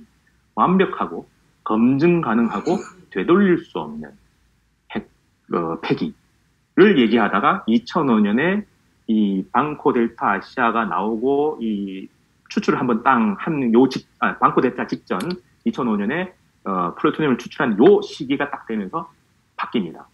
이종석 그 당시 NSC 의장인가 하여튼 전 장관의 수기에 딱 나옵니다. 미국에서 CVID를 철회하면서 9.19 합의의 기반을 만들었다라고 합니다. 뭐로 바꿨느냐? CC로 바꿉니다. Complete and Correct. 완벽한 거는 그대로 두고요. CVID에서 완벽한 건 그대로 두는데 VI를 없애고 Correct로 바꿉니다. Correct라는 말이 뭐예요? 정확한 거죠. 물질을 가지고 검증하고 물질을 가지고 되돌릴 수 없다라고 하지 물질을 가지고 Correct라고 얘기하지 않습니다. 뭐로 바꿨어요? 앞에서 얘기한 책 2권의 정보를 정확하게만 받아내면 된다라고 생각한 겁니다. 바꿨어요. 부시 정부에서. 언제요? 2005년에 시작하면서. 그래서 CVID는 현물이 있는 현재 핵에 대해서고요. 과거 핵은 CC로 바꿉니다. 이게 9.19 합의에 들어갑니다. 그래서 현재 핵은 핵 불능화하고요. 폭파해서 없애버리고 과거 핵은 2권의 책을 정확하게 내는 걸로 북한의 의무를 바꿔낸 거죠. 부시 행정부에서 이렇게 목표를 바꿔냅니다. 자, 그러면요. 북한의 핵 능력은 미사일은 이미 아까 상당성이 올라갑니다. 실험실 상황이 아니라 제품을 만들어서 테스트하는 수준까지 넘어가서 보여줬어요. 현물을 보여줍니다. 근데 핵물질은 아직 실험실 상황입니다. 추출 정도만 했어요. 아직 모릅니다. 그러다가 2006년에 첫 번째 핵폭탄이 탁 터집니다. 뭐가 나와요? 폭발력을 조절할 수 있구나. 이때 이미 핵탄두는 완성된 겁니다. 이제 디테일의 차이죠. 자, 여기서 이제 판단합니다. 책 2권을 보고 미국에서 뭐라고 판단했을까요? 북한의 핵무력 능력은 어디까지 갔을 거다. 따로 떨어져 있는 미사일과 핵 2개가 결합하기 힘들 거라고 생각했을까요? 공개되어 있는 건 이 정도인데 이 2개를 결합하면 핵무력이 완성되는데 이 당시에 뭐라고 판단했을까요? 여러분들이 판단해 보십시오. 자, 그 판단의 근거를 정확하게 드립니다. 이때까지 언론에 공개된 건 막 날아다니고 지금도 대부분의 연구 보고서에는 아까 제가 얘기했던 26, 6km, 40km 이런 게 나왔는데 이 핵활동 보고서 안에 이게 핵심이라고 했죠. 보고서 안에 들어가 있는 정확한 정보는 이겁니다. 북한이 2008년 그 시점에 추출해서 가지고 있는 핵 물질, 플루토늄은 39kg라고 보고를 합니다. 제일 많이 가지고 있는 걸 해요. 그럼 아까 원래 했던 것도 40kg에서 50kg 사이 들어가죠. 근데 여기서 또 디테일이 숨어 있습니다. 나중에 제가 찾았는데 2009년 미국 의회 조사 보고서에 나와 있는 걸 보니까 이때 2008년 즈음에 미국에서 예측했던 북한의 핵물질 보유량 30kg에서 50kg라고 추정했던 겁니다. 지금 바뀌어 있어요. 나중에는 보고서들이 막 날아가면서 바뀌는데 2008년 9년 즈음만 하더라도 미국에서는 북이 30kg로만 보고를 해도 오케이 하겠다라고 마음 먹고 있었던 겁니다. 더 황당한 거는요. 1차 핵시험에 2kg밖에 안 쓴 겁니다. 아까 얘기했던 이 플루토늄에서 2kg 보이시죠? 제일 작게 쓴 겁니다. 이게 왜 중요하냐면 돈으로 따지면 어떤 회사에서 세금 신고를 할 때 세금을 많이 내고 싶은 사람은 없잖아요. 제일 작게 내고 싶어서 나는 돈은 조금밖에 안 벌었고 많이 썼어. 그러면은 조금밖에 안 벌었다? 핵물질 보유는 조금밖에 없고 나는 1차 핵시험에서 많이 썼어. 그래서 39kg가 아니라 30kg 신고하고요. 그리고 1차 핵시험에 아무도 모르니까 난 10kg, 나 우리 기술력이 낮아서 20kg 썼어 해도 아무도 모릅니다. 근데 북은 성실 신고를 했어요. 보유량은 제일 많아요. 이제 검증하면 39kg를 내놔야 돼요. 쓴 건 불에 태워 없애버린 거는 2kg밖에 안 낸 거예요. 굉장히 조금밖에 안 쓴 겁니다. 그래서 남은 거는요. 37kg를 딱 내놔야 돼요. 그거 하겠다고 한 겁니다. 할 수 있다. 우리 보여줄게. 라고 했던 거지요. 그래서 이 정보는 저는 신뢰도가 굉장히 높다고 봅니다. 어디 나왔다고요? 북한이 자술서를 쓴 거죠. 40쪽가량의 영어와 한국어로 되어 있는 핵활동 보고서를 육자회담 의장국인 중국한테 제출을 합니다. 2008년 5월 말 6월쯤에. 그걸 가서 가지고 온 사람이 크리스토퍼 힐, 성김이라는 사람들이 그때 가서 그 두 책을 받아서 나옵니다. 나오면서 어나운서 말을 한 게 굉장히 성실하게 기술이 되어 있고 우리는 이 책 두 권의 기록을 신뢰한다. 그리고 핵활동 일지, 19,000쪽짜리 핵활동 일지를 미국에 있는 핵과학자 100여 명한테 검토를 시켰다라고 했는데 굉장히 괜찮게 정직하게 써있다고 본다. 하다가 한 명이 튀어나와서 이제 다른 얘기를 합니다만 여튼 괜찮다고 인정을 한 거죠. 자, 여러분들이나 이제 미국의 행정부의 고위 관료하고 똑같은 정보를 가지고 있습니다. 2008년 시점에 북한의 핵능력, 미사일이 2006년 7월에 발사되는 걸 봤고요. ICBM에 준하는 기술인 광명성이 발사된 걸 봤습니다. 핵시험의 최소인, 굉장히 수준이 높아야 되는 2kg이 쓴 걸 여러분들이 봤고요. 그리고 추출도 39kg까지 추출했다까지도 봅니다. 성실하게 신고했네 보셨다는 거죠. 핵능력은. 네, 판단해보세요. 두 가지 결론이 있을 겁니다. 하나는 아직도 북한은 핵능력을 갖추지 못했다. 아니야, 이제 핵무력을 완성했다. 둘 중에 하나밖에 없습니다. 북한의 핵능력이 가다가 말았다 이게 아니라 중간쯤에 아직도 가다가 말았는 거냐 아니면 다 갔느냐, 산능성에 천지에 도착했느냐 아니냐인데 우리는 모릅니다. 근데 그 두 가지 결론에 따라서 행동이 달라지겠죠. 만약에 아직도 도착을 못했다면 어떻게 했을까요? 네, 막으려고 했겠죠. 북한이 핵무력을 아직도 완성을 못했기 때문에 무슨 수를 써서라도 막으려고 미국에서는 했을 겁니다. 근데 만약에 북한이 핵무력을 갖췄어요. 그럼 2008년에 막거나 나중에 막거나 지금 막거나 나중에 막거나 똑같아요. 그러면 그때 막으려고 했을 수도 있지만 안 할 수도 있습니다. 왜? 똑같으니까. 지금 애를 써서 막거나 나중에 막거나 북한은 이제 핵무력을 갖췄어. 여러분들이 보기에는 그 당시 북한이 어떤 수준이었을까요? 모르죠. 근데 미국은 2008년에 이 책 두 권을 분석한 미국은 무슨 판단을 했을까요? 2008년에는 왜 미국이 저렇게 이 협상을 파토내는지는 모르지만 13년 지난 지금 시점에는 우리는 명확히 알고 있습니다. 미국은 어떤 선택을 했을까요? 네, 안 막았어요. 북이 핵무력을 갖출 수 있는 능력을 보여줬음에도 불구하고 협상을 해서 3단계까지 가서 하면은 딱 끝났는데 가다가 멈췄어요. 왜요? 네, 이미 끝났구나라고 판단했을 거라고 추정합니다. 자, 보세요. 그 당시에 미국이 안 멈추니까 어떤 일을 했습니까? 북한은 바로 2009년 2월 달에 공식적으로 핵무력화 3단계 합의는 무산됐어라고 하면서 두 번째 핵 물질 플루토늄을 추출합니다. 그리고 해커 박사, 미국에 있는 핵과학자 해커 박사를 초청해서 보여줍니다. 뭘요? 원심 분리기가 돌아가는 걸 보여줍니다. 이때 처음 등장하죠. 이제 우라늄까지 우리는 할 거야. 이게 왜 무서우냐면 전 세계 보유량, 우라늄 보유량의 제일 많은 그 보유량을 가지고 있는 나라가 북한입니다. 북한이 얼마인지는 모르지만 공개되어 있는 거의 과반 정도의 분량이 북한 지역에 묻혀 있을 거라고 추정됩니다.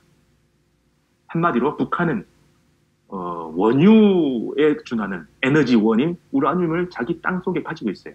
대발 안 할 이유가 없습니다.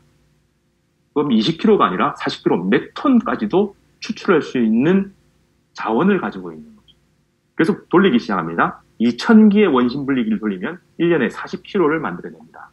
40kg는 핵탄두가 2개씩 만들어져요. 기술이 낮다 하더라도.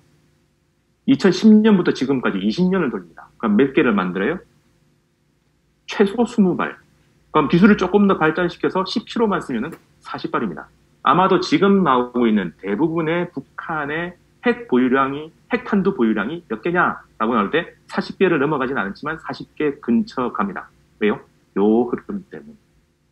자, 그리고요. 핵시험을 이제 막 속도를 내서 합니다. 3년 주기로 369로 빵빵빵빵 쏩니다. 그래서 마지막 6번 해서 우리는 완결합니다. 이제부터는 안 해도 돼. 슈퍼컴퓨터를 써서 임계 전 핵시험이라고 해서 폭파 안 시키고 시뮬레이션으로 이제는 할 수 있는 능력을 갖췄어라고 선언하고 안 합니다. 광명성을 몇 번 쐈죠? 4번까지 쏩니다. 이제 이 369 흐름을 보시면 원래는 19년에만 쏴야 됩니다. 근데 하노이하고 북한하고 하노이에서 북한하고 미국이 정상회담을 하는 그 타이밍 때문에 아마 못한 것 같아요. 그래서 올해 아니면 내년에 광명성을 쏠 수도 있습니다. 주기는 이미 왔어요. 그리고 화성, 말 그대로 공격용 무기 ICBM을 공개를 하기 시작합니다. 그게 2017년 말. 그래서 이때 화성 15형, 2017년 11월 29일 날 화성 15형을 시험 발사합니다. 탄두, 그것도 다 탄두라고 주장해요. 그리고 작년에 16형이라고 추정되는 더 사거리가 커진 전 세계 제일 길고 큰 화성 16형이라고 주장되는 11축이라고 하는데 그 흐름도 보입니다. 더 무서운 거는요. 무기 중에 극강입니다. 프랑스 같은 나라는 ICBM을 안 가지고 이 SLBM, 잠수함에 쏘는 이 무기만 가지고 있습니다. 그래서 그걸 1, 2, 3, 4까지 해서 5까지, 그리고 5형까지 공개를 했죠. 자, 과거 핵이 아까 요만큼이었습니다. 근데 2008년에 막을 수 있었는데 안 막아서 지금 과거 핵, 지금 시점에서 과거 핵이 어디까지 갔어요? 이만큼 바꿉니다. 아까 제가 보여드렸던 그 과거 핵, 요만큼 없앨래? 아니면 이만큼 없앨래? 이제는 없앨 수 없을 거라는 게 여러분들 보이죠? 이벤트가 너무 많아요. 그리고 이제 태워 없애는 것도 너무 많아졌고요. 그래서 검증 불가능한 상태로 갔다라는 거죠. 이게 2008년의 진실입니다. 이제 집중력이 점점 떨어지나요? 이제 끝입니다. 예, 정보는 끝났고요. 이 당시에 그러면 미국은 무슨 판단을 했을까? 정보 차원에서 책 2권을 분석한 다음, 네, 비핵화 불가능하겠구나. 왜? 이미 보유했는데, 대학에 들어갔는데, 산호에 올라갔는데, 못 올라갔어라고 하는 거는 말이 안 된다. 그럼 판단은요, 우리가 다 알고 있죠. 그 말대로 전략적 인내를 하는 거예요. 근데 대부분의 이 전략적 인내를 뭐라고 해석합니까? 기다린다라고 했죠. 북한이 붕괴될 때까지. 이거 기다리면은 뭔가 수가 있겠지. 그럼 저는 살짝 바꿔봅니다. 남한 정부한테 말하는 순간을 기다리자. 최대한 남한 정부한테 얘기하지 말자. 왜? 남한 정부를 모르는 것 같으니까. 분석을 안 한 것 같으니까. 이건 그냥 제 추정입니다. 진실을 말하지 말자. 때가 될 때까지. 다 알게 될 때까지 진실을 말하지 말자. 그래서 제가 막 떠들기 시작한 게 이 얘기입니다. 그래서 남한은 모르는 것 같아요. 분석을 제대로 안 하는 것 같아요. 왜? 남한에서 나오는 보고서가 다 극비로 물려있는 거는 제가 못 보니까 놔두더라도 공개되어 있는 거에는 이 2008년에 일어난 일을 저처럼 보는 사람이 없어요. 저는 물리학과 학부 수준입니다.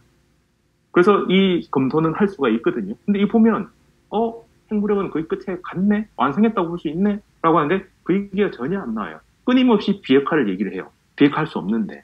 왜 할 수 없어요? 비핵화했다고 하더라도 검증을 못합니다. 땅 속에 숨겨놓은 핵물질을 찾아낼 수가 없어요. 근데 어떻게 검증을 해요? 이때도 못했는데. 그래서 남쪽은 과학적 판단을 좀 안 해요. 트럼프조차도, 그 공방이 싫어하는 트럼프조차도 핵물리학자를 초청해서 강의를 듣고 나서 자기 얘기를 합니다. 비핵화하려면 한 10년 걸린대, 20년 걸린대. 트럼프가 대통령 되고 나서 제일 먼저 한 11월 중순에 한 게 북핵에 대한 데이터를 전부 다 가지고 와서 다시 열어보는 거였다고 합니다. 근데 우리 정부는 그걸 잘 안 한 것 같아요. 그래서 우리 정부에서 나오는 과학적 검토가 딱 한 명, 핵과학자가 들어가 있는 보고서가 핵 비핵화 불가능할 것 같아라는 중간 보고서는 있습니다. 근데 마지막 파이널 가면 그 얘기가 또 사라집니다. 정치 전공하시는 선생님들이 다 들어가서 다시 비핵화 가능으로 바꿔내요. 그나마 지금 하나 희망을 가지는 것은 작년 말에 이인영 통일부 장관이 아까 해커 박사를 만납니다. 해커 박사는 이 사실에 대해서 정치적이지만 잘 읽어보면은 저하고 똑같은 결론을 냅니다. 비핵화 거의 불가능하다. 그래서 다른 방법을 해야 10년, 20년 걸려야 그나마 핵을 관리할 수 있다. 그래서 핵과학자, 핵 관련된 시설들을 인수로 쓰도록 유도해라. 이런 주장을 하고 있는 게 해커 박사가 제가 봤을 때는 유일합니다. 근데 그 해커 박사를 이인영 장관이 작년에 만나요.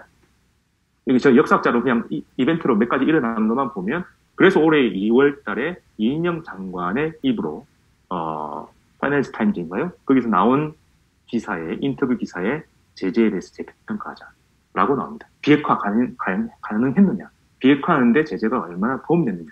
라는 얘기가 이 흐름으로 나오죠. 제가 가지고 있는 생각은 북한의 비핵화는 과학적으로 검증 불가능의 영역으로 갔습니다. 그래서 비핵화는 이제 불가능해요.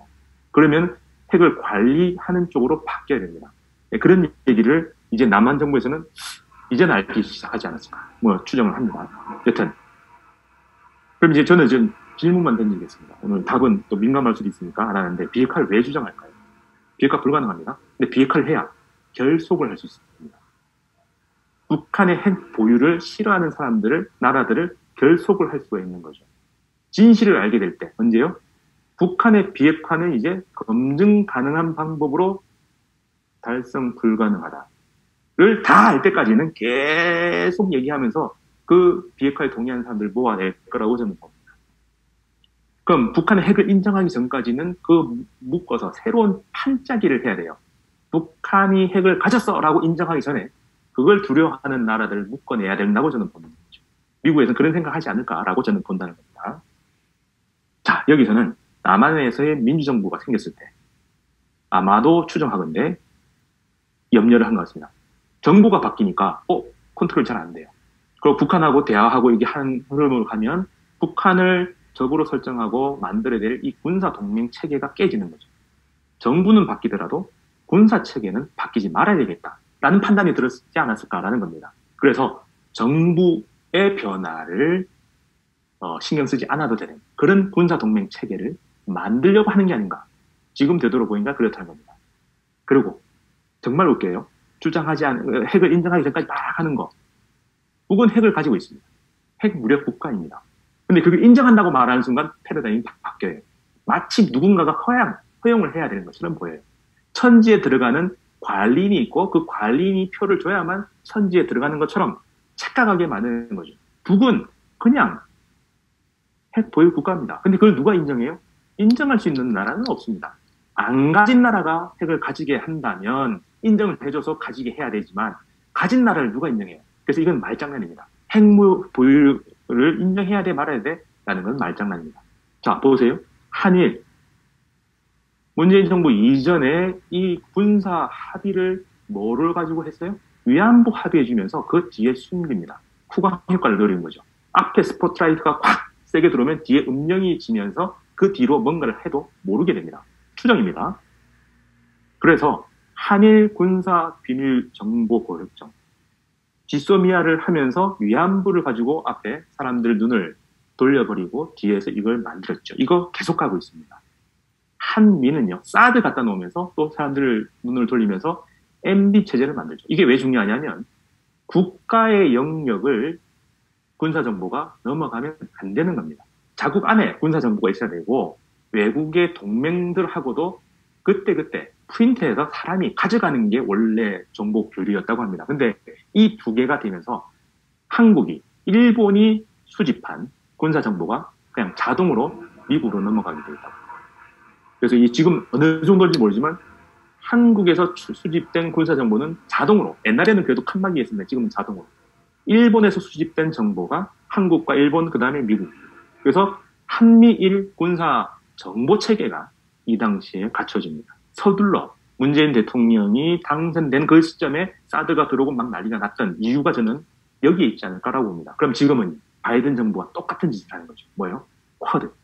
그걸 중국을 뭐라고 하지만 중국도 또 하나의 적, 가상 허수아비처럼 적을 만들고 다른 사람들이 거기에 무서움을 느끼게 만드는 그런 효과가 아닐까라고 저는 추정합니다. 그래서 군사동맹의 확장이라는 거죠. 끊임없이 전선을 그어서 우리 편을 결속시키는 그 체제로 갈 거라는 거죠. 언제까지? 그러니까 북은 아직도 아니야. 아직도 인정할 수 없어. 마치 자기가 권한을 가진 것처럼 그런 패러다임을 계속 만들고 있습니다. 북은요, 이미 4년 전에 핵무력 국가가 됐고요. 보여준 것만 하더라도 2006년에 이미 핵무력 국가의 기능을 다 가지고 있었습니다.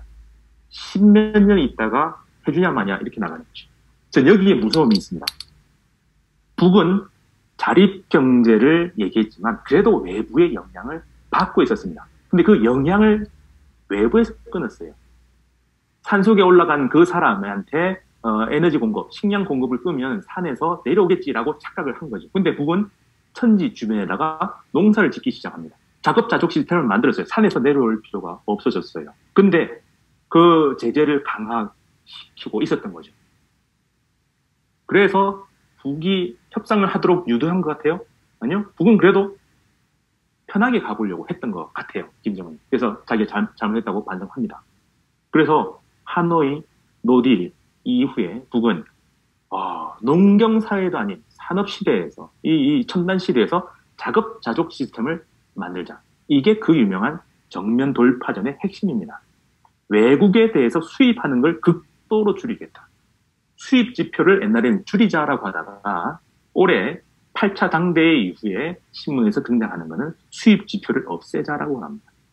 외국의 수입에 의존했던 거 너무 우리가 안일했다. 모든 수입 의존들을 다 없애서 자급자족 세계로 만들라. 이게 왜 무서워요? 그냥 북이 매번 하던 대로 하니까 그냥 그러려니 하는 것 같죠. 무서움은 여기 있습니다. 북은 어떠한 경우에도 외부의 영향에 의해서 안 받게 최소화하겠다는 겁니다. 어떠한 영향에도 영향을 받지 않게 외국의 영향을 안 받는다. 언제요? 전쟁이 밖에서 일어나더라도 우리는 전쟁의 영향을 안 받을 수 있다는 겁니다.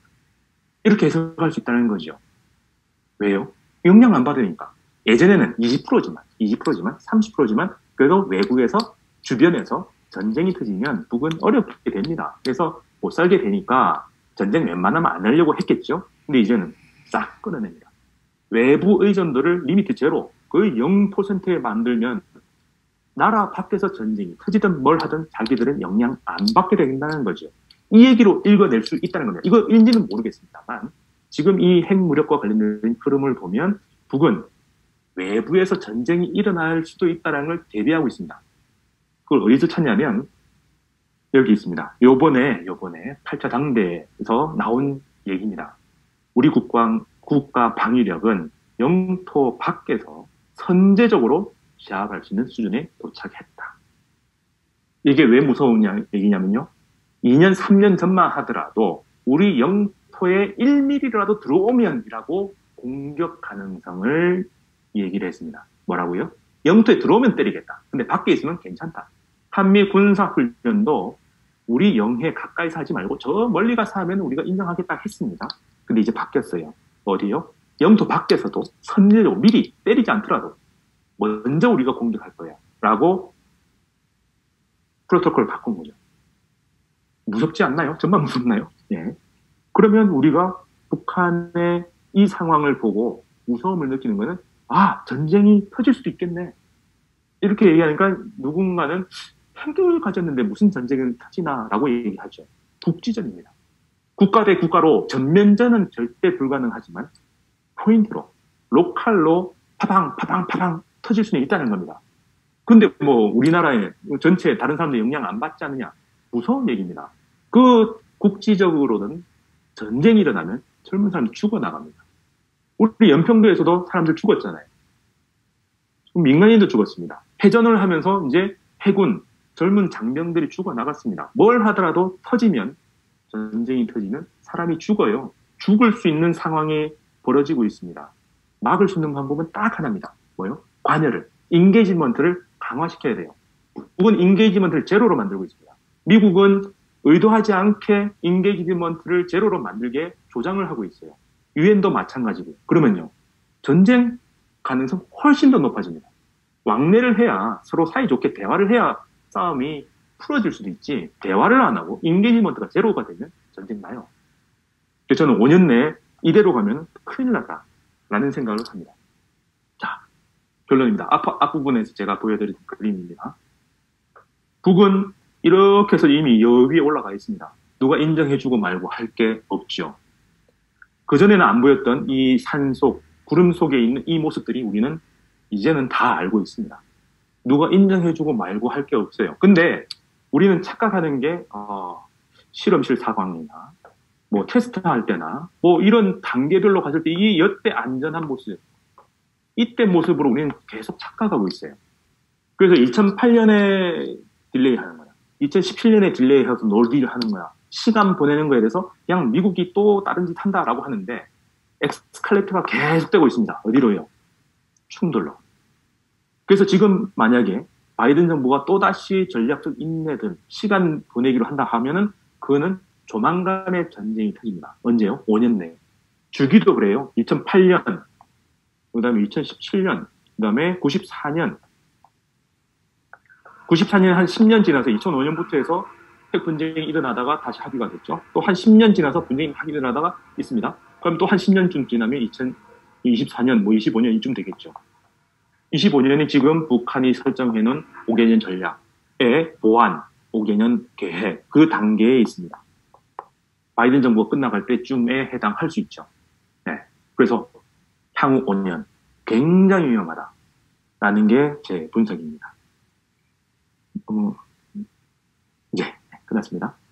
그러면 이제 결론처럼요. 앞에서 제가 광고용으로 그냥 하나 했습니다. 해결 방법은 제가 모르겠고요. 그러기 위해서 갖춰야 될 조건만 얘기하겠습니다. 네, 조건은 너무 말이 안 되게 넘어가는 것. 핵은 과학입니다. 그 과학적 데이터를 우리는 가지고 가야 돼요. 근데 너무 외교적으로 다 할 수 있을 거라고 생각합니다. 협상 잘하면 비핵화가 된다. 안 돼요. 백날 협상에도 지구상에 없는 걸 가지고 올 수는 없습니다. 하늘의 별을 따올 수는 없습니다. 그래서 외교적 방법은 과학기술적 범위를 넘어갈 수가 없다. 그래서 과학적 데이터를 분석해서 외교적으로 활용해야만 한다라는 거고요. 두 번째는 똑같은 결론을 미국에 있는 칼럼니스트들도 얘기합니다. 북한의 비핵화 불가능하다. 근데 이유가 달라요. 김정은의 의지가 없기 때문에. 아니요. 의지가 있어도 과학기술적인 걸 넘어갈 수가 없어요. 그래서 심리적 차원으로 만들 수는 없는 겁니다. 북한은 그냥 사실 그대로 핵 무력 국가고요. 그걸 없앨 수 있는 방법은 지구상의 과학으로는 불가능합니다. 그걸 염두에 두고 합의를 하고 해결을 해야 됩니다. 그러면 지금은 인게이지먼트를 높여야 돼요. 인게이지먼트를 높이기 위해서는 제재 풀어야 됩니다. 제재 푸는 게 무슨 조건이 되는 게 아니라 지금은 대화의 첫 번째 관문에 제재 해제 혹은 완화가 들어가야 됩니다. 그래야지 대화가 되고 인게이지먼트가 높아지고 외교적 해결 방안이 생긴다라는 겁니다. 이상입니다. 제가 1시간 했네요. 역시. 예.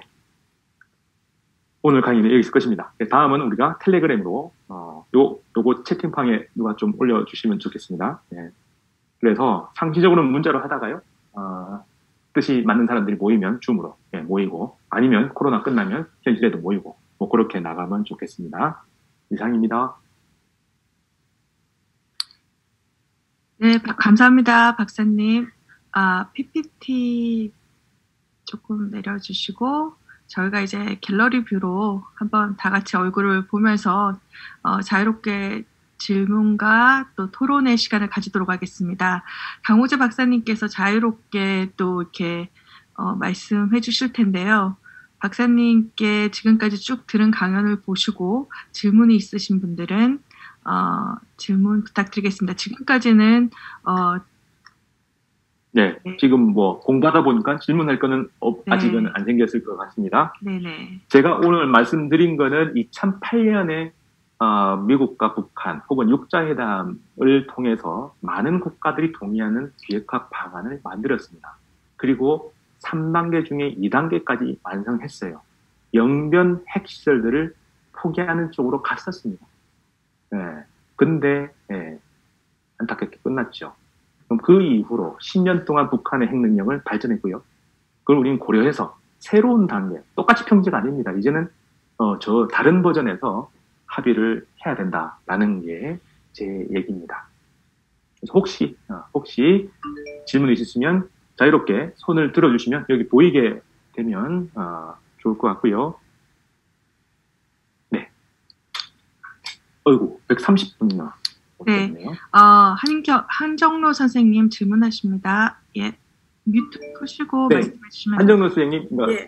질문에서요, 오늘 오신 분들의 질문을 예전에 해보니까 좀 다른 얘기가 많이 생겨요. 그래서 오늘 제가 얘기한 거로부터 우선 출발을 합시다. 네, 그랬으면 좋겠습니다. 예, 질문해 주십시오.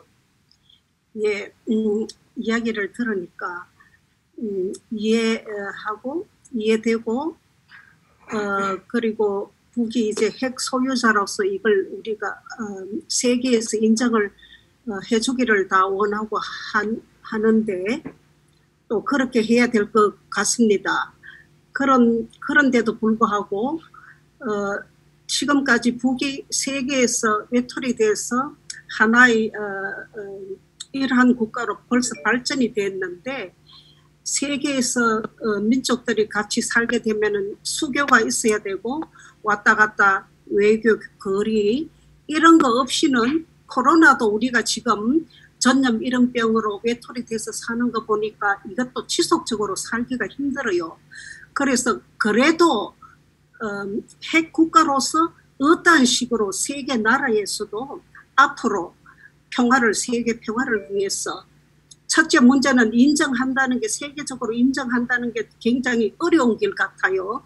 그럼에도 불구하고 지금 현재 북한의 의도와 과학적으로 너무 발전되고 어느 나라로 잘못 가다가는 미국보다도 더 발전할 가능성도 있고 그럼에도 불구하고 한반도의 평화를 위해서라도 왜냐 우리가 민족들이고 어떤 식으로 가면 좋겠습니까? 이 세계에서 외톨이로 해서 발전하고 다 한다 하더라도 그래도 우리는 한반도의 우리 민족끼리는 그래도 이 평화를 찾고 형제를 찾게 돼요. 코로나 시절에 그리고 외국에 살다 보니까. 그럼 정리하면 선생님 그러면 어떤 북한은 뭘 해야 되나 이런 얘기인가요? 어떤 면으로 어떤 식으로 하면은 세계적으로 북을 인정하고 하나의 외톨이 돼서 안 살게끔 핵 보유도 하고 그렇다 하지만은 세계 국가에서 세계 인권위원회나 하나의 규정이 있잖아요, 그렇지? 그걸 또 따라야지 인정을 한다. 이렇게 되는데 아무리 그렇게 복잡하고 한다 하더라도 어떤 길이 없습니까? 저는 그렇게 이해가 됐거든요. 이 길은 많을 거라고 봅니다. 우선은 선생님 질문이 약간 이게 혼재되어 있는데 북한은 자기들이 핵을 가졌다는 걸 가지고 바뀔 게 없습니다. 그냥 핵을 가졌다라고 돼 있고 우리는 평화적으로 쓰겠다라고 약속하는 것밖에 없습니다. 다르게 말하면 핵물질과 핵기술을 확산하지 않겠다. NPT의 기본이죠. 그래서 핵물질과 핵기술을 외부로 돌리지 않겠다. 그런 약속을 지키겠다. 즉 핵 보유 국가들하고 똑같은 약속을 하고 있다라고 보시면 되고요. 오히려 NPT의 핵 보유 국가들은 다른 나라를 공격하지 않겠다라는 얘기를 안 합니다. 정말 우리가 착각하고 있는데요. NPT에서는 핵 보유 국가하고 비보유 국가가 있는데 핵 보유 국가는 비보유 국가를 공격하지 않고 비보유 국가는 핵을 추구하지 않는다라고 되어 있다고 생각하는데 NPT 안에 핵 보유 국가의 의무로 다른 나라를 공격하지 않는다는 조건이 없습니다. 그래서 지금 문제가 생기고요. 그래서 북한의 입장에서는 할 거는 없다고 봅니다. 약속을 계속해서 북한은 4가지 안 하겠다고 합니다. 쓰지도 않고 뭐 확산도 안 하고 이렇게 했는데 외부에서 그럼 어떻게 할 건가? 조건을 바꿔야 된다고 봅니다. 네. 조건을 바꿔서 북한한테 제재를 가한 것들을 우선은 바꿔내야 됩니다. 그래서 제재위원회와 북한인권위원회가 굉장히 초법적으로 돼 있는 것처럼 착각을 하는데 그거는 그냥 유엔 가입국들이 조금 더 강한 결의안을 내놓는 거지 그게 법적인 요소를 갖추려면 좀 더 많이 남았습니다. 왜? 주권 국가에서 그걸 작동시키려면 그 나라 안에서 또 합의를 해야 돼요. 지금 어느 정도 수준이냐면 외교국 차원에서 진행하던 것들을 상시적으로 하지 않고 전문가 패널이라고 7개 혹은 8개 국가에서 파견되어 있는 전문가 8명, 7명이 상시적으로 그냥 위원회를 가동합니다. 거기에 5개 상임 이상국이 하고요. 한국 당연히 들어가는데 일본이 들어가요. 일본이 들어가서 그 제재위원회가 어떻게 작동하고 있는지 한마디로 각국이 어떻게 작동하고 있는지 감시만 하는데 그 감시도 첩보를 활용한 게 아니라 그냥 인터넷 떠돌아다니는 걸 다 카피하고 있습니다. 지난주에 제재위원회 보고서가 나왔는데 인터넷에 카피해서 김일성 종합대학이 자기들을 하고 자매 결연을 맺은 학교다라고 공개를 했어요. 그 학교에다가 공문을 보냅니다. 당신들은 북한하고 김일성 종합대하고 무슨 일을 했느냐 낱낱이 밝혀라. 그래서 각국의 그 나라의 그 대학들이 우리는 아무 일 안 했어라고 얘기를 하는 그런 걸 그냥 받아서 그냥 공개하고 이게 끝입니다. 뭔가 특별한 능력을 가지고 감시하는 것처럼 돼 있지만 그냥 초법적으로 나라의 주권을 제약하는 그런 역할을 하고 있다라고 볼 수 있죠. 그래서 저는 그래서 제재 재평가 하려면 이 전문가 패널 그리고 대북제재위원회 다시 한번 더 검토해야 된다라고 생각이 듭니다. 제대로 작동했느냐? 비핵화를 위해서 만든 위원회인데 비핵화 못했어요. 한마디로 대학교 입학 시험을 치려고 했는데 대학 입학이 떨어졌어요. 그러면 전략을 다시 세워야 되죠. 저는 그런 것부터 해야 된다고 봅니다. 질문이 또 들었네. 민간인들이 할 수 있는 게 무엇일까요? 예, 저도 궁금합니다. 뭘까요? 제가 생각한 거는 이겁니다. 공부 열심히 해야 됩니다. 악만의 디테일한테 있다라고 하는 것처럼 여러분들 오늘 얘기한 거에 다 아는 얘기였나요?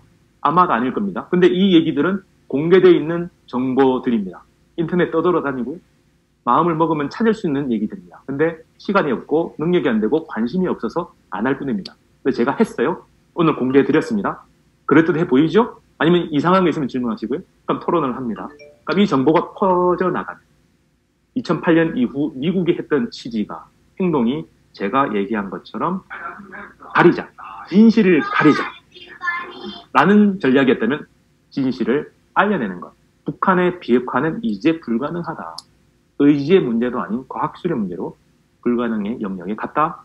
지금처럼 시간 보내면 전쟁의 위험성이 커진다. 이런 얘기를 계속 해야죠. 그래서 우리 알고 있으니 거짓말 하지 마라. 밖에 없지 않을까 싶습니다. 그래서 우리는 공부 열심히 하자. 제가 생각했던 그게 유일한 대답이 아닐까 싶습니다. 네, 김용원 선생님, 구은희 선생님, 공정호 선생님 순으로 하시면 되겠습니다. 예, 알래스카 대학에 네. 강의 잘 들었습니다. 저도 대학에서 자연과학을 하고 있고요. 알래스카 예. 대학에서 있기 때문에 저는 2가지 정도 질문을 해야 될 것 같습니다. 궁금한 것도 많고 네. 첫 번째는 우선 핵 가지고 있는 나라가 유엔 안보 상임이사국 5개 나라하고 이스라엘하고 인도하고 파키스탄, 이란 그리고 마지막으로 북한이라고 생각하거든요. 그 정도겠죠. 네. 예, 아직까지 미국이 이란이나 북한을 제재하는 이유가 사용 목적이 달라서 그런지 안 그러면 이스라엘이나 인도도 파키스탄 같이 핵을 사용하는 방도가 달라서 그런 건지 그게 이제 첫 번째 이유고요. 질문이고요. 질문이고요. 네. 예. 두 번째는 마지막에 결론으로 내려주신 게 이제 정치 외교학적으로 봤을 때 지금 북한이 핵을 만드는 과학적 기술 가능성 범위를 벗어날 수 없다고 말씀을 하신 것 같은데 이거는 이제 저희들이 검증을 할 수 없다는 의미에서 들으면 됩니까? 안 그러면은 이런 북한이 이제 핵을 가지고 완성 단계에 있다고 인정을 못한다는 점에서 그런 건지 이게 궁금하고 특히 대한민국이 이제 북한 대응 정책에 관해서 너무 일관성이 없다고 저는 보거든요. 정책에 따라서 너무 이제 바뀐다고 보기 때문에 북한이 어떠한 변화가 있을 때마다 그에 맞추어서 맞춤형으로 지속 가능하게 대응을 할 수 있는 준비가 안 된 것 같아요. 그래서 진보가 되든 보수가 되든 북한이 뿐만 아니고 뭐 우리 민족이 북한에 대해서도 그렇지만 일본에 대한 것도 그렇고 어떠한 이런 대응 방침에 대한 정책이 너무 정권에 네, 따라서 조금 줄여주시죠. 예. 예, 정권에 따라서 첫 번째 질문은 명확한데 두 번째는 선생님 질문이 좀 애매한데요. 제가 첫 번째 질문에 대답을 두 번째 하면서 질문을 간단하게 말씀을 드리면은 한국이 예. 북한 대응 정책에 대해서 너무 일관성이 없다는 거죠. 그 주장이잖아요. 질문이 아니잖아요.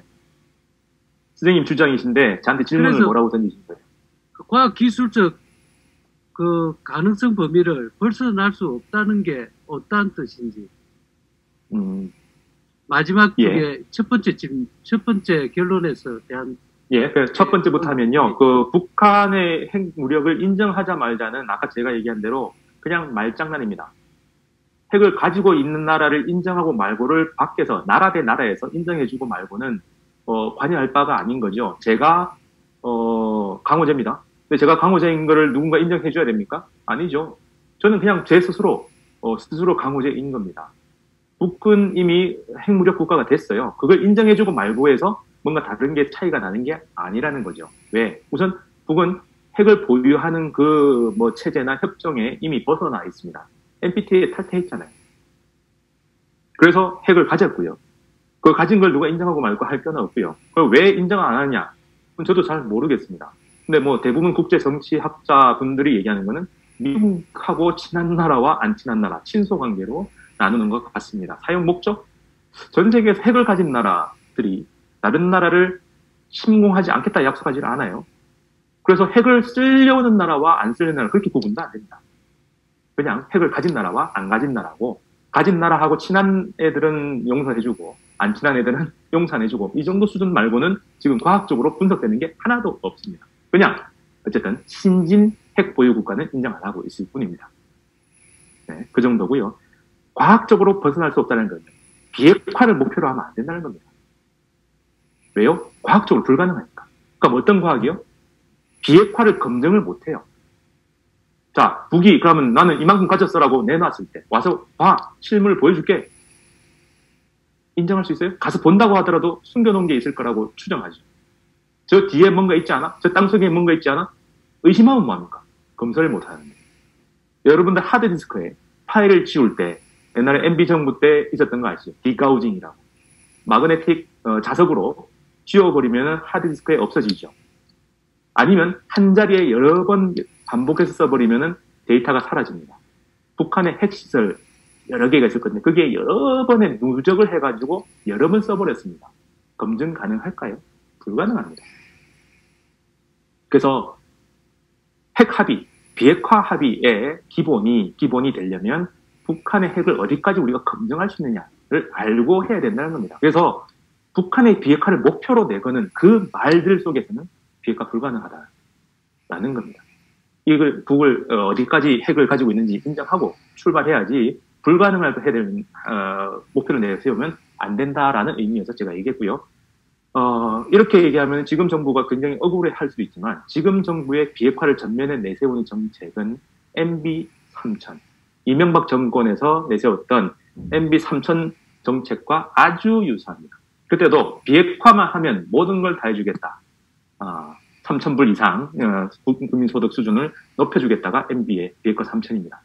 그때 다 반대를 하고 비판했던 핵심은 불가능할 것 같은 비핵화를 전면에 내세우면 나머지는 어떤 약속을 해도 안 들어주겠다는 얘기가 똑같다는 겁니다. 언제요? 2007년부터 2012년 사이에 그랬다는 겁니다. 근데 지금은 2021년입니다. 북은 핵을 엄청나게 발전시켰고요. 보유했고요. 실전 배치, 제가 논문에서 추정한 바로는 100개는 훌쩍 넘었다. 탄두 개수가 100개는 훌쩍 넘었다. 아까 공개되어 있는 그 정도만 보더라도 100개는 넘었다. 그건데 비핵화를 하면 그러면 안 하겠다는 얘기예요. 여러분들이 애들한테 아들, 딸이 있으시면은 걔들한테 뭐 약속해 줄 때 현실 가능한 걸 해야 되잖아요. 내일 아침에 일찍 일어나면 내가 맛있는 거 사줄게 하면은 애들이 할 겁니다. 근데 너 서울대 들어가면 내가 맛있는 거 사줄게. 갈 수도 있겠죠. 굉장히 불가능할 가능성이 크죠. 그리고 먼 미래의 가능성이면 안 하겠다는 얘기가 똑같죠. 그래서 저는 비핵화 내려놔야 됩니다. 아예 포기한다로 못하더라도 옆에 사이드로 빼야 돼요. 비핵화는 끊임없이 추구해야 되겠지만 다른 걸 먼저 해야죠. 저는 그렇게 봅니다. 네. 예, 그 다음에는 구은희 선생님 간단히 질문 부탁드립니다. 네. 민주평화 샌프란시스코 협의회 구은희 간사이고요. 좀 저희가 충격적인 오늘 강의가 저한테는 굉장히 충격적이었거든요. 그 이유가 정말 1년 그 팬데믹 동안 많은 강연을 들었어요. 뭐 정부에 계신 분들, 교수님들, 뭐 여러 민주평통에 계신 분들 여러 분 들었지만 이런 강연은 제가 너무 처음이라서 충격적이면서 사실은 사실을 알아야 된다고 저는 생각을 하는데 제 질문은 지금 이 현 정부에서도 이런 사실을 알고 계신 건지, 아까 이게 다 공개된 이런 자료라고 말씀을 하셨잖아요, 사실은. 네. 그런데, 그런데 정치적인 입장에서 이제 저희들한테 강연을 해주실 때 정치적인 입장으로 하시다 보니까 그런 부분에 있어서는 전혀 들은 바가 없었거든요. 그래서 이런 것들 알고 계시고, 아까 말씀하신 2008년에도 한국 정부에서는 몰랐을 거라고 추정을 하신다고 하셨잖아요. 그래서 지금 현 정부에서 이걸 알고 계신데 이렇게 그 어떤 정치적인 입장에서 볼 때 이렇게 추진을 하시는 건 정책을 추진하시는 건지 대북 정책을 아니면 정말 모르셔가지고 그러시다면 지금 박사님께서 빨리 알려드려야 되는 거 아닌가 그런 생각이 들어서 제가 질문합니다. 제가 역질문 드릴게요. 네. 정부에서 아냐 모르냐를 저한테 질문해서 답이 나올 것 같지 않잖아요. 저는 정부 사이드가 아니기 때문에 정부에 관련된 게 아니기 때문에 오히려 총영사님한테 왜 좀 봐야 될 거 아닐까요? 예, 첫 번째 하나. 그다음에 네. 두 번째는 오늘 뭐가 충격적이었나요? 내용이? 네, 모든 내용이 처음부터 충격적이었고요. 처음 들었죠. 네, 처음 들었고 사실은 강연하시는 방법도 방식도 너무 저는 좋았어요. 그러니까 모든 슬라이드도 다 한국어 영어로 돼 있고요. 사실 미국에 계신 분들 우리 2세들을 하면서 제일 안타까웠던 부분이 한국어로 정말 어려운 이런 내용들을 한국어로 하시면서 아이들이나 영어권 청년들을 초대를 하시거든요. 그럼 전혀 하나도 못 알아듣고 화면을 봐도 모르는데 이렇게 이중언어로도 해주시고 또 이렇게 해주시니까 너무 좋았고요. 그리고 과학적인 그런 방법으로 완전히 올가나이즈 된 그런 강연을 해주셔서 처음 들어보는 어떤 이런 대북 정책 관련의 그런 강연이어서 충격적이었습니다. 예, 고맙습니다. 그래서 그 언어는 지금 여기 시애틀에서 어마어마한 지원을 해주셔가지고 동시 통역도 하고, 그다음 제가 또 독일에서 학생들을 가르치다 보니 저희 학생들이 한국 학과지만은 그래도 아직 어색해요. 그런데 자막을 이렇게 넣어주면 제 말을 알아듣더라고요. 그래서 이제 그렇게 이중 언어로 하는 것도 있고요. 한국말도 알고. 그리고 내용이죠. 제가 여쭤본 이유가 저는 정부에서 아는지 모릅니다. 근데 추정하는 거는 제가 알고 있는 정보가 나와 있는 결론이 하나도 없어요. 아직은.